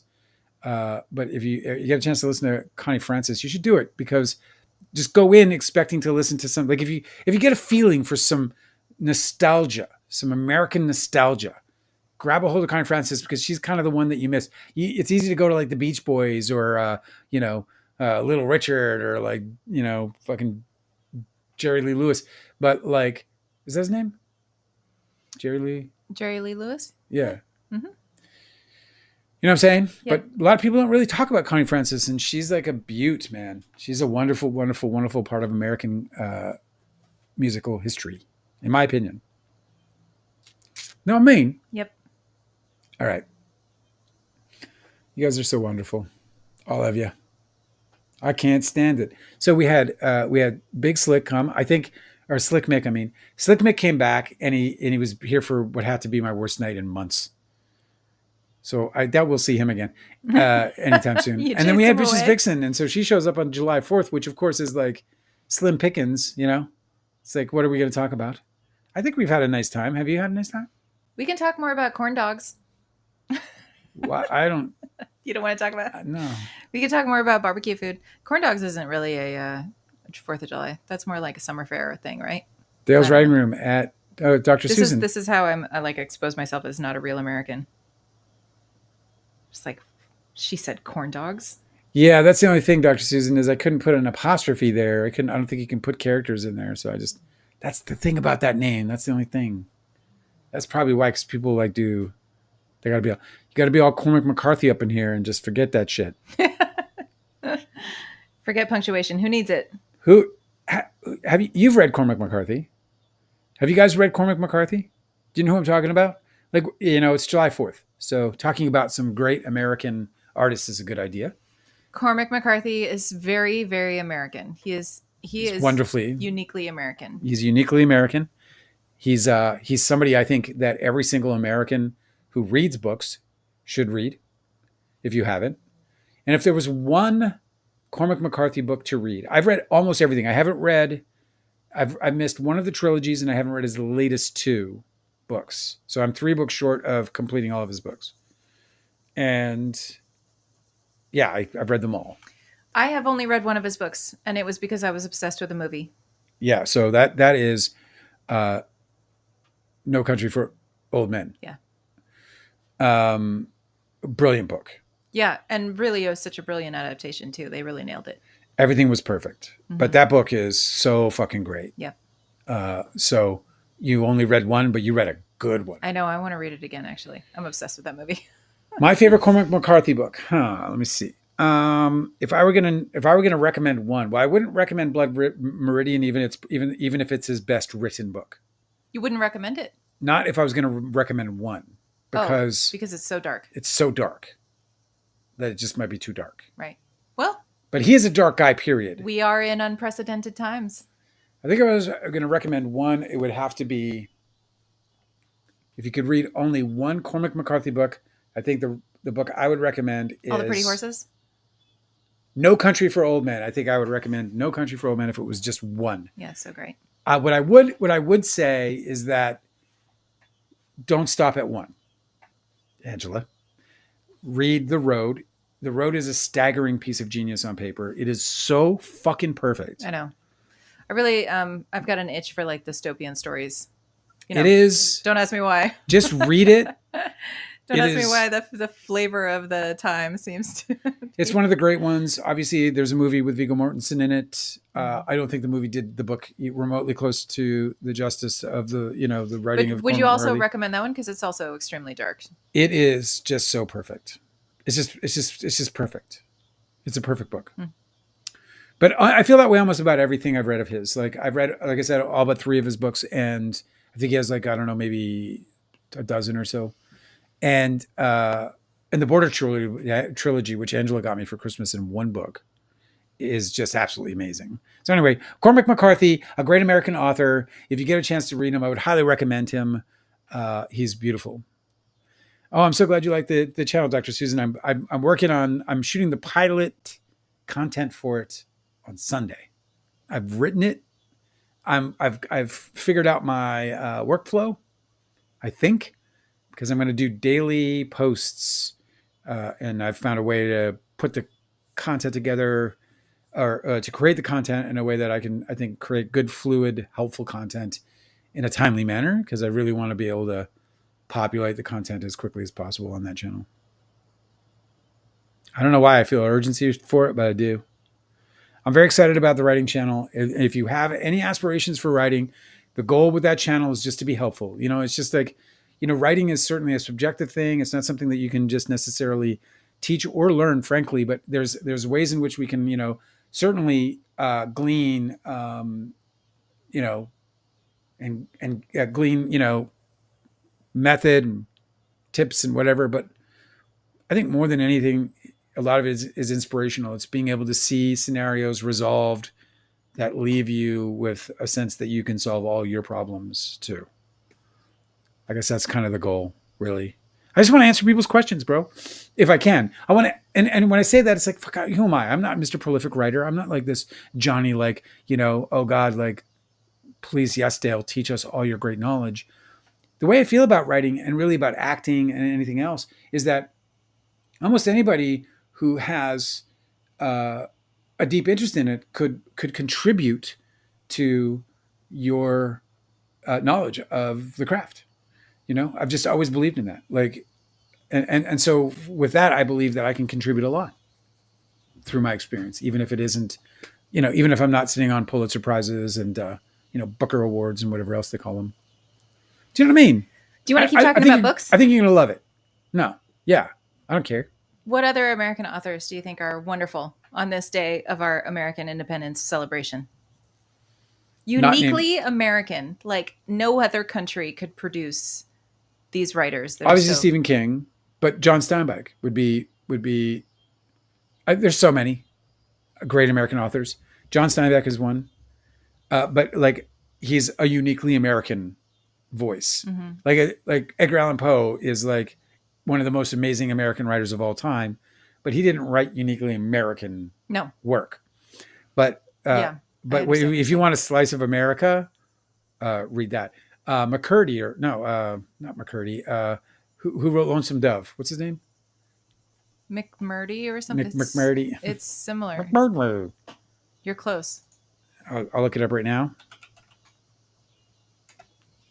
But another, and that was like a series, right? It's a trilogy. I've only read the one. I probably will only read the one because they're enormous. They're so big, bro. By McCurtry, Larry McCurtry. Everybody should read Lonesome Dove. Like all Americans who read books should read Lonesome Dove. This is neat. It is fucking brilliant, as a and genre. It is like it captures the Wild West in a way that no other book that I've ever read does. It's not even an area of interest for me, frankly, but I love Cormac McCarthy. He did it wonderfully in Blood Meridian, and there's always a Western flair to everything that he does. And what McCurtry did with Lonesome Dove, just to give you the premise, it's a Texas Ranger, and he's taking and the whole book is him running cattle, a large herd of cattle worth a lot of money all the way north to Montana, where they've only heard of it. They only know of Montana, and they're going to go up to Montana, which is a new state. And that's neat. And the whole, and it's just like dealing with the natives and just the whole thing. It is fucking amazing, and should be read by everybody. That is so cool. So there's all the regions of America that have like super uniquely American authors. Like Anne Rice covers like the spooky New Orleans vibe, like the Louisiana. Yeah. Again, didn't feel real American to me anyway. Oh, really? No, because I mean, all of her movies, all of her books set in America. No. But she and because but she drew a beautiful New Orleans for sure. And then Stephen King has Maine. Stephen King has Maine, yes. Right. But not like the lobster catching Maine. Another great American author that I would highly recommend is Charles Bukowski. Even though he can really he can ruffle some feathers, I guess you could say, just because he's so controversial to some. To me, he's not very controversial because to me, he comes from a slice of life that is that way. And it was captured by him on paper in the same way that we captured Don's Plum. To call me misogynistic because I made Don's Plum would be foolish, because what I did was capture a time and an essence of what we were living in. And this is Charles Bukowski. He lived in a culture that we don't understand. I don't even like to talk about the controversy of Charles Bukowski because his work really outshines all of that. Thank you. I agree. don't really. He can be tough to watch, though. Like, interviews. I have a really easy time separating the art from the artist. It's not like he's continuing to benefit from his works. It's just like, it's not like he's using them to harm people. So apart from in addition to him being, but like what I really like about Charles Bukowski is he writes so well about that like uniquely American urban experience where everything around you is kind of terrible just by virtue of the fact that you're like crowded around all these people that don't understand you and you can't ever understand them. And you're all fighting for money. Yeah, but then he'll see like glimmers of beauty within this urban landscape that like make him breathtaking beauty. Yeah, that are like really life affirming. Yeah. So it's almost like Misery with like embers of a flame of joy for life. So he's a great poet, but he's also a great novelist. And so you should check out as well his novels or his poems. But Charles Bukowski is another I prefer author. his poems for sure. I read a bunch of his books, and I just don't. They're not as good. They're great. They're great books, but not as fun. Not as like a lot of his poems. I'm like, wow, you've really said it the way that I never would have been able to articulate. I also think that it's uniquely American that like crime noir novelist, and a few of my favorites that I thought would be fun to mention. Crime noir. Yes, it's such an American genre, don't you think? Yes, Anne Rule, obviously. No, like Who are you talking about? Are you talking about the actual? Are you talking about fiction? yes, Like we're talking like like Walter Mosley. Walter Mosley is one of them. Yeah, He's fantastic. he's a brilliant American writer. Yeah, I've only read 3 of his books, and he has a fucking ton of them. Truth is, they're too expensive for me. I can't. I want to read everything, but they're not in my library. If you're in Los Angeles or in California, read Walter Mosley. He's in all the he. They'll have every book he's ever written in the libraries. yeah, he's wonderful. Check them all out at once because you can rip through them.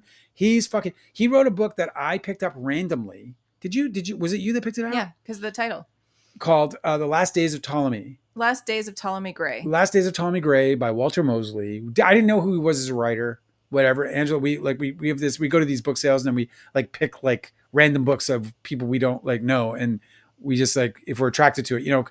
Like when you were a kid. When I was a kid, we'd go and like look at we go look for movies or even records, and I would just buy it because of the album cover. Yeah. Oh, I got burned so many times. So many times. Like, this it album goes. cover is fucking dope. You get it home. It's You're gambling. like, what is this shit? That was $15 or whatever. There's no guarantees, man. Exactly. You don't know. Also, I really enjoyed Delicate's James. here. What? What'd you Oh, say? that's so great. Delicate's parents came to visit from San Francisco. Oh, that's fun. Nice to see I Delicate. hope we're not intruding. Oh, we're just hanging out on the 4th of July. Okay, listen, let me talk about more authors because I love this conversation. Yeah. So I read that James Elroy is another really great American crime. He does mostly crime fiction. One of Tarantino's inspirations. Oh, really? Yes.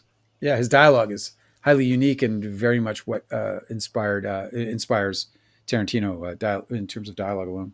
Well, so his book on the Black Dahlia is really great because he has all these autobiographical elements in it, and I really, really enjoyed that one. Yeah, it's that movie didn't do as well as I think it was anticipated to do after that. He also did like Get Shorty and a couple others. And then the last one I want to recommend. This guy is so interesting. Well, you mentioned one of Tarantino's favorites. Well, this guy was actually in Reservoir Dogs. He was one of I think he was Mr. Blue.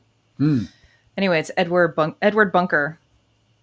And he wrote a book that I really enjoyed, No Beast So Fierce, which is this ex-con's experience about getting out of prison and having to reintegrate with his old crew in like Los Angeles. And it's super gritty. And it's just, I just love that genre of crime story where it's like the criminal tries to get on the straight and narrow after he's served his time. So if we did this about books, what's like the uniquely American movie that's like the quintessential American movie? I saved this one from earlier because somebody said it was so bonkers American. Let me see if I have this. For comedies, I'm going to go with Fast Times at Ridgemont High. Oh, you're right. That's such a good I'm just going to go there right now. I'm just going to say for comedies, I'm going to nail that with Fast Times at Ridgemont High is the fucking one of the greatest representation of American culture in a comedy movie. Grease. Oh, Delicate nails it. Nailed it. Oh, it doesn't get more than that. Like Grease and West Side Story, but Grease. For real. That's just straight money. That's got to be number one on like in Family Feud. Ding ding. Number one.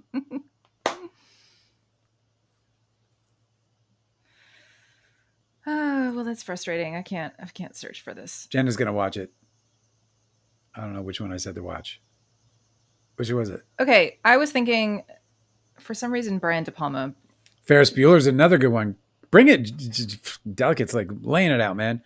Ferris Bueller, but Breakfast Club, but like a part of like the America, like there's a part of like capturing America in a way that is, I think, like that what I'm looking for in this, like Dazed and Confused. Yeah, kinda. Like I would go Friday Night Lights before I'd go Dazed and Confused if I was going to get into, the Texas scene. terms of representations of America. Everybody hated the writing strike years, okay, for all series. Friday Night Lights is no exception.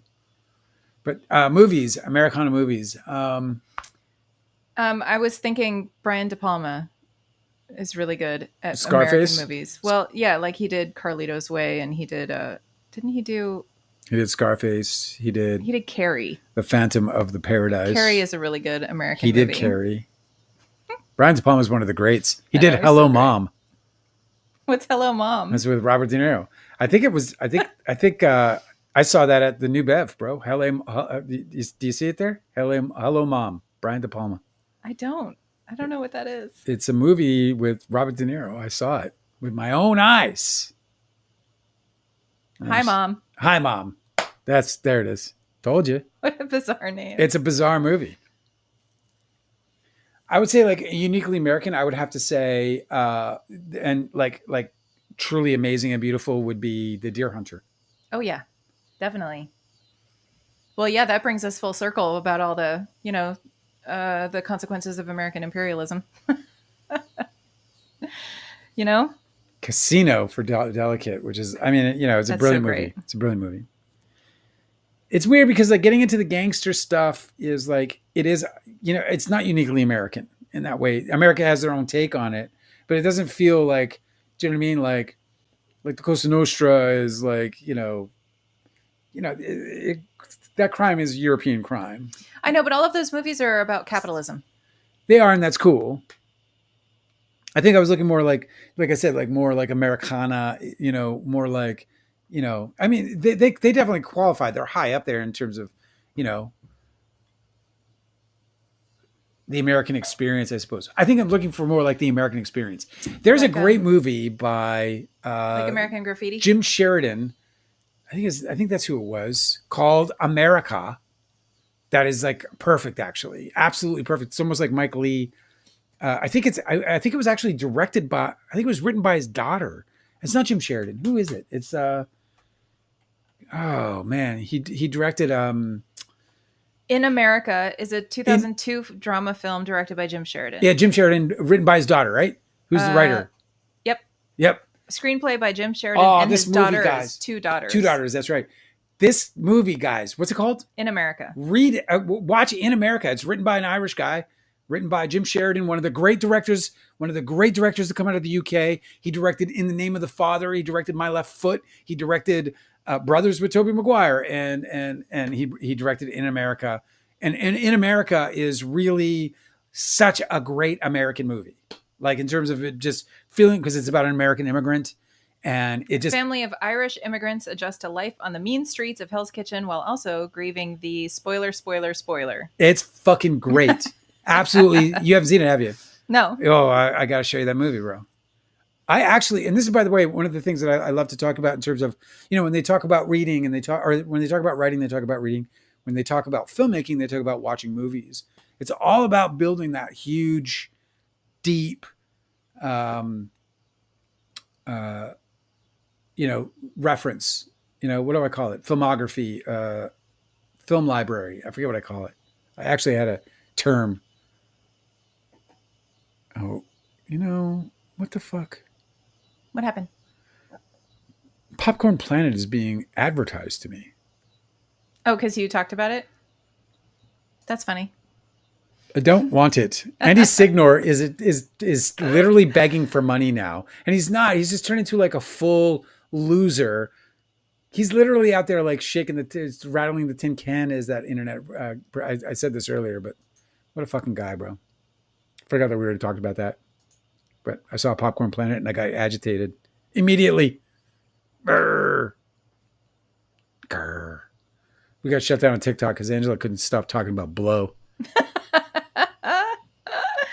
It's not my fault, bro. On the very same day that I was just criticizing TikTok about doing that. No, listen, all I was saying was that it was like the big, it's such an American, archetype. So we did movies, we did books, Mm-hmm. We got to do music. American music? Like that epitomizes America perfectly. Wu-Tang. I mean, it's a good one. It's a good one, but I gotta go with the Your hat's too high. I gotta go with the Beach Boys. I gotta go with Beach the Beach Boys is a Boys. good one. Yep. I gotta go with the Beach Boys. Yeah. Is there that's anything? That's a much better answer. Is there anything more like American than the Beach Boys? I mean, there is. I mean, maybe not more though. Certainly as American as the Beach Boys. But is there anything that you would like that you immediately hear and you would drawn to America? Is the Beach Boys, right? Yes, definitely. I think it was a really unique sound that was only made in America. Cece loves the Beach Boys.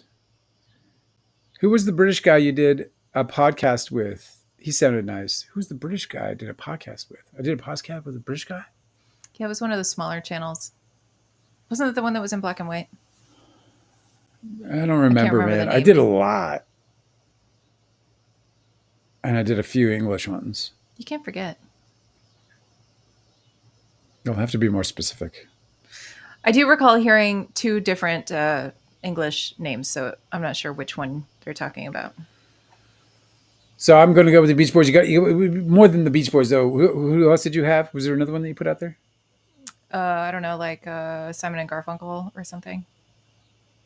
American music is tough because it's so like you'd have to talk about like the blues, like everything is so borrowed, you know, like there was so much of the English blues rock sound that was just like brought over here. Well, the truth about the English blues rock sound is that the English blues rock sound was influenced by by Americans first. Like they were all, yes, I know, but they were all influenced by Little Richard. You know what I'm saying? Like Jerry Lee Lewis. A lot of like, for instance, like Led Zeppelin.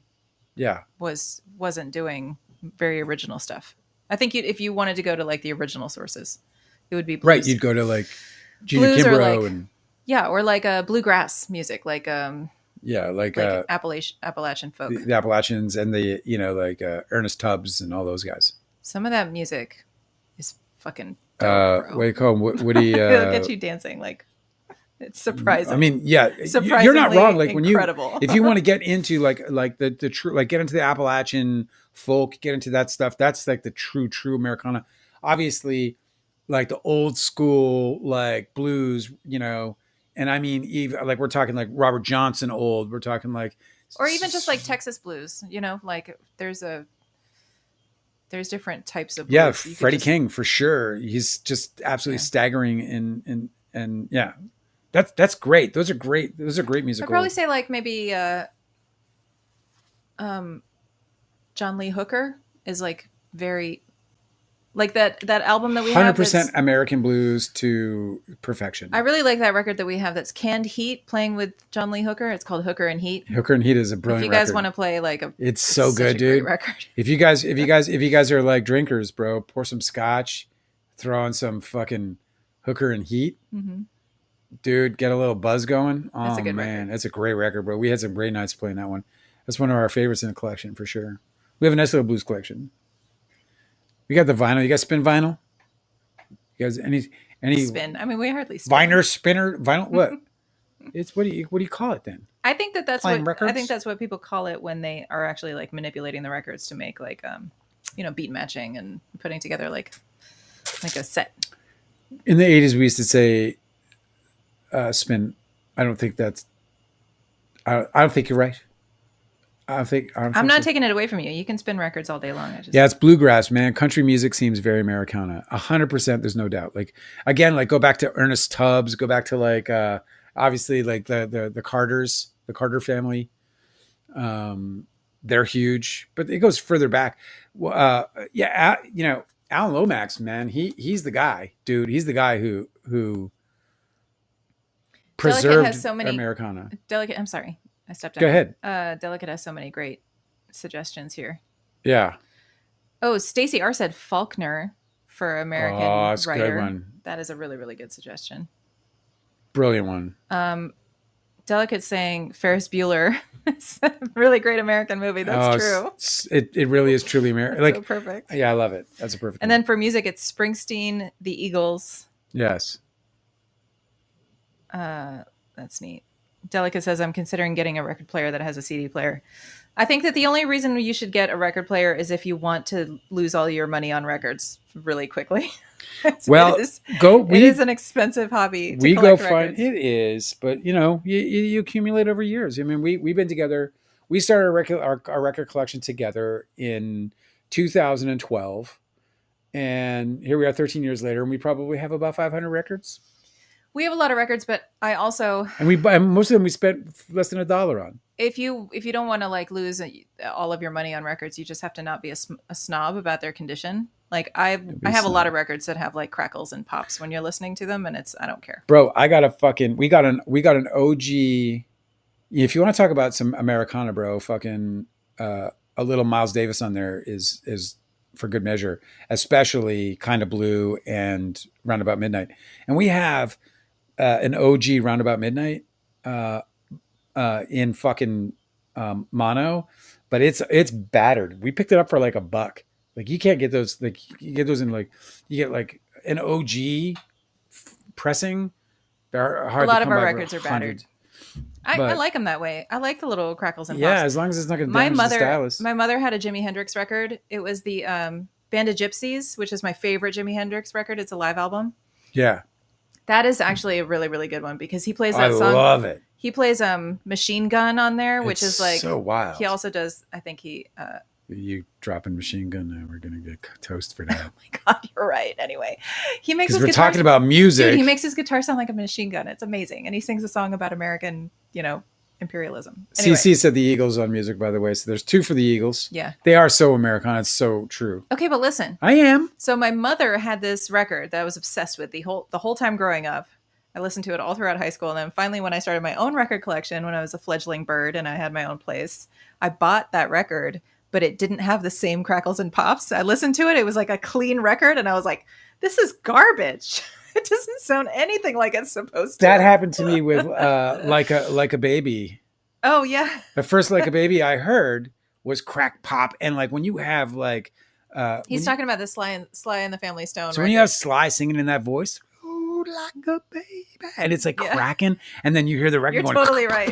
It's like they have to be together. Yeah, so when you hear it digitally, you're like, I heard it digitally. I wrong. was like, "That's not the song. It's not even the song." It's like it's almost if you had heard it live, you'd have to like dub in some fucking That's really record player funny. crackles. It's kind of like that for when like I'm listening to like we have this super clean reprint of like an old Mississippi John Hurt.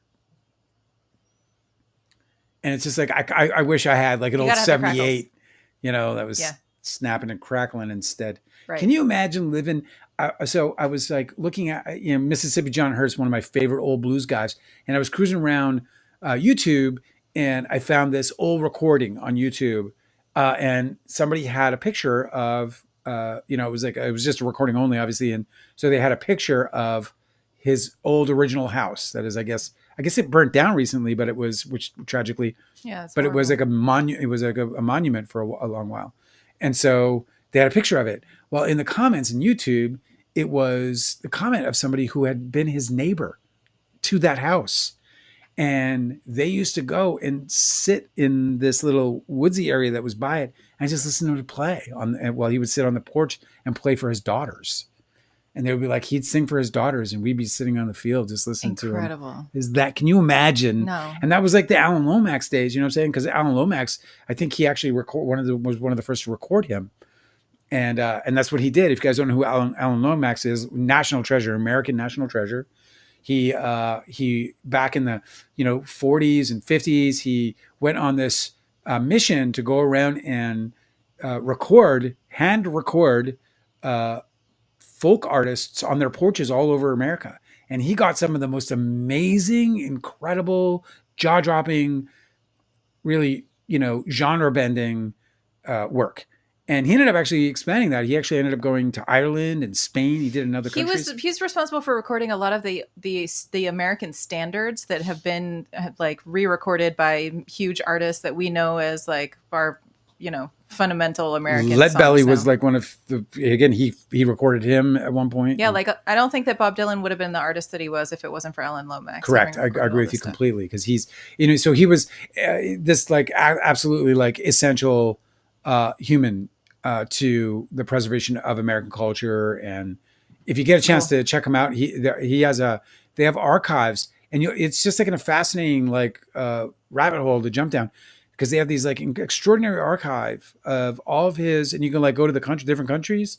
Hit the American one. You can hear the prison songs where he goes into the Mississippi prisons where they're doing all these labor camps, and he records them, and so you can hear, you know, these spikes and axes and all these things hitting the rock and splitting rock and hitting the soil, and they're singing this like just this absolutely tragic. One of the songs, I can't, you know, I'm going to butcher it, but lyrically it was basically look where I am. I'm here today because I got caught jaywalking by a white man in a blue coat. And it was like, it's just like that, right? Like these guys who were, and in fact, we own one of the records, and on the back of that record, Alan Lomax goes into the whole Jim Crow sort of transferring, you know, from slavery to prison labor. Yeah. And how that's just like a repackaging So of slavery. sneaky. Yeah, a repackaging of slave labor, and these black men in these camps, these labor camps, were literally getting jailed for infractions and for periods of time where they'd go and do weeks of labor or months of labor or years of labor, depending on, you know, whatever it is that they were able to snag them for. And Alan Lomax, not only did he record the music, it's like I love that we're doing this on the 4th of July, but not only did he record these incredible songs, which I feel so lucky and privileged that we have one of those vinyls, but that he also, you know, preserved some of that dark history. Yeah, but also he put that music out into the world with the message that these people are like, you know, post-slavery slaves, and I thought it was really bold of him to do that. Where he was like, the context in which I recorded these songs matters just as much as the songs does. And everybody needs to know the story about why these songs exist, because the people who are suffering under this system are made to.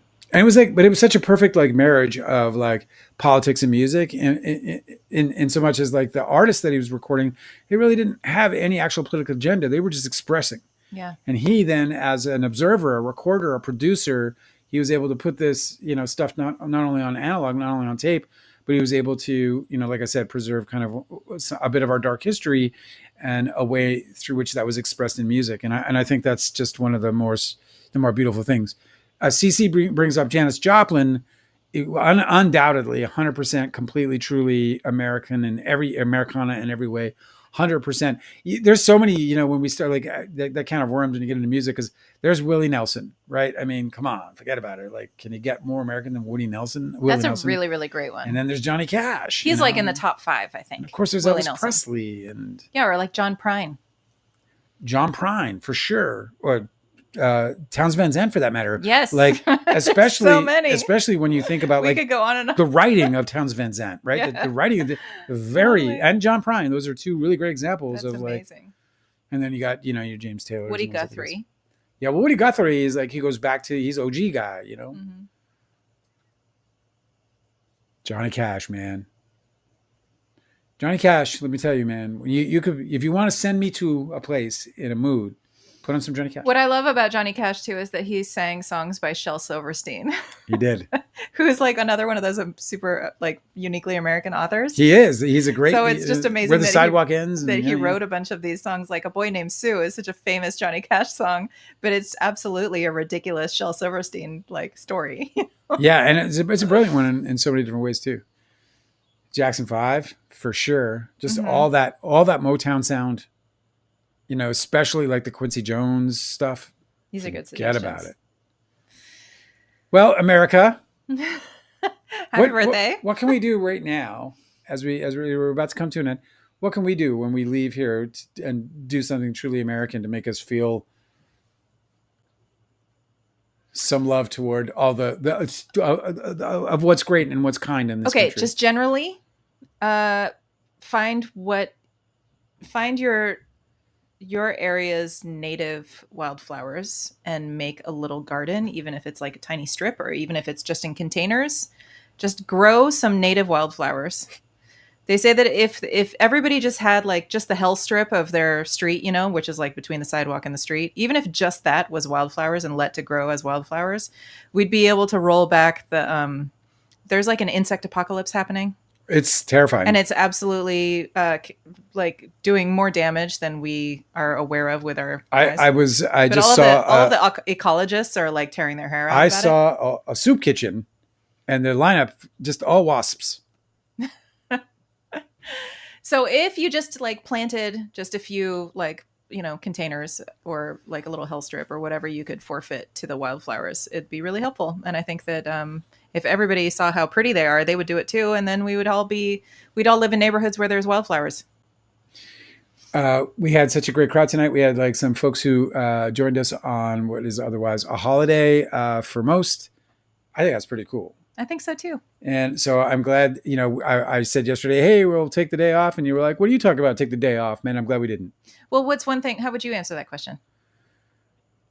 How would I answer that question? Ask the question again so I can. What is one thing that you could do to? Was your question the about one thing that you can do that's so truly American and truly fun and really celebrates the holiday? And you could do it right after this live is go watch a movie. Yes, an American movie. Go watch an American movie. That's so great. That's a very you know, come on. I mean, Hollywood is a uniquely American phenomenon that the rest of the world has benefited from, I would say. This is true. And I'm proud to be a filmmaker, you know, who makes American propaganda. No, I'm kidding. American culture, Dale. American culture, which is also sometimes propaganda. Well, but back on Monday, when we're back on Monday, Angela's not going to talk about cocaine so that we don't get banned in TikTok again. I might. No blow, Angela. Madonna, Michael Jackson. It's a free country. Michael Jackson. Those are all very Americana. Absolutely. Madonna's a big one too, because she totally like shook the world with her approach to feminism through music. It was wonderful. You guys are wonderful. You want to go? Sure. Happy 4th, guys. Go watch some fireworks or go watch an American movie. The latter is the best option of the two. Good night. See you on Monday. I hope you guys have a beautiful weekend. Stay safe. Come back with all 10 fingers. Keep your fingers. Bye-bye. Good night.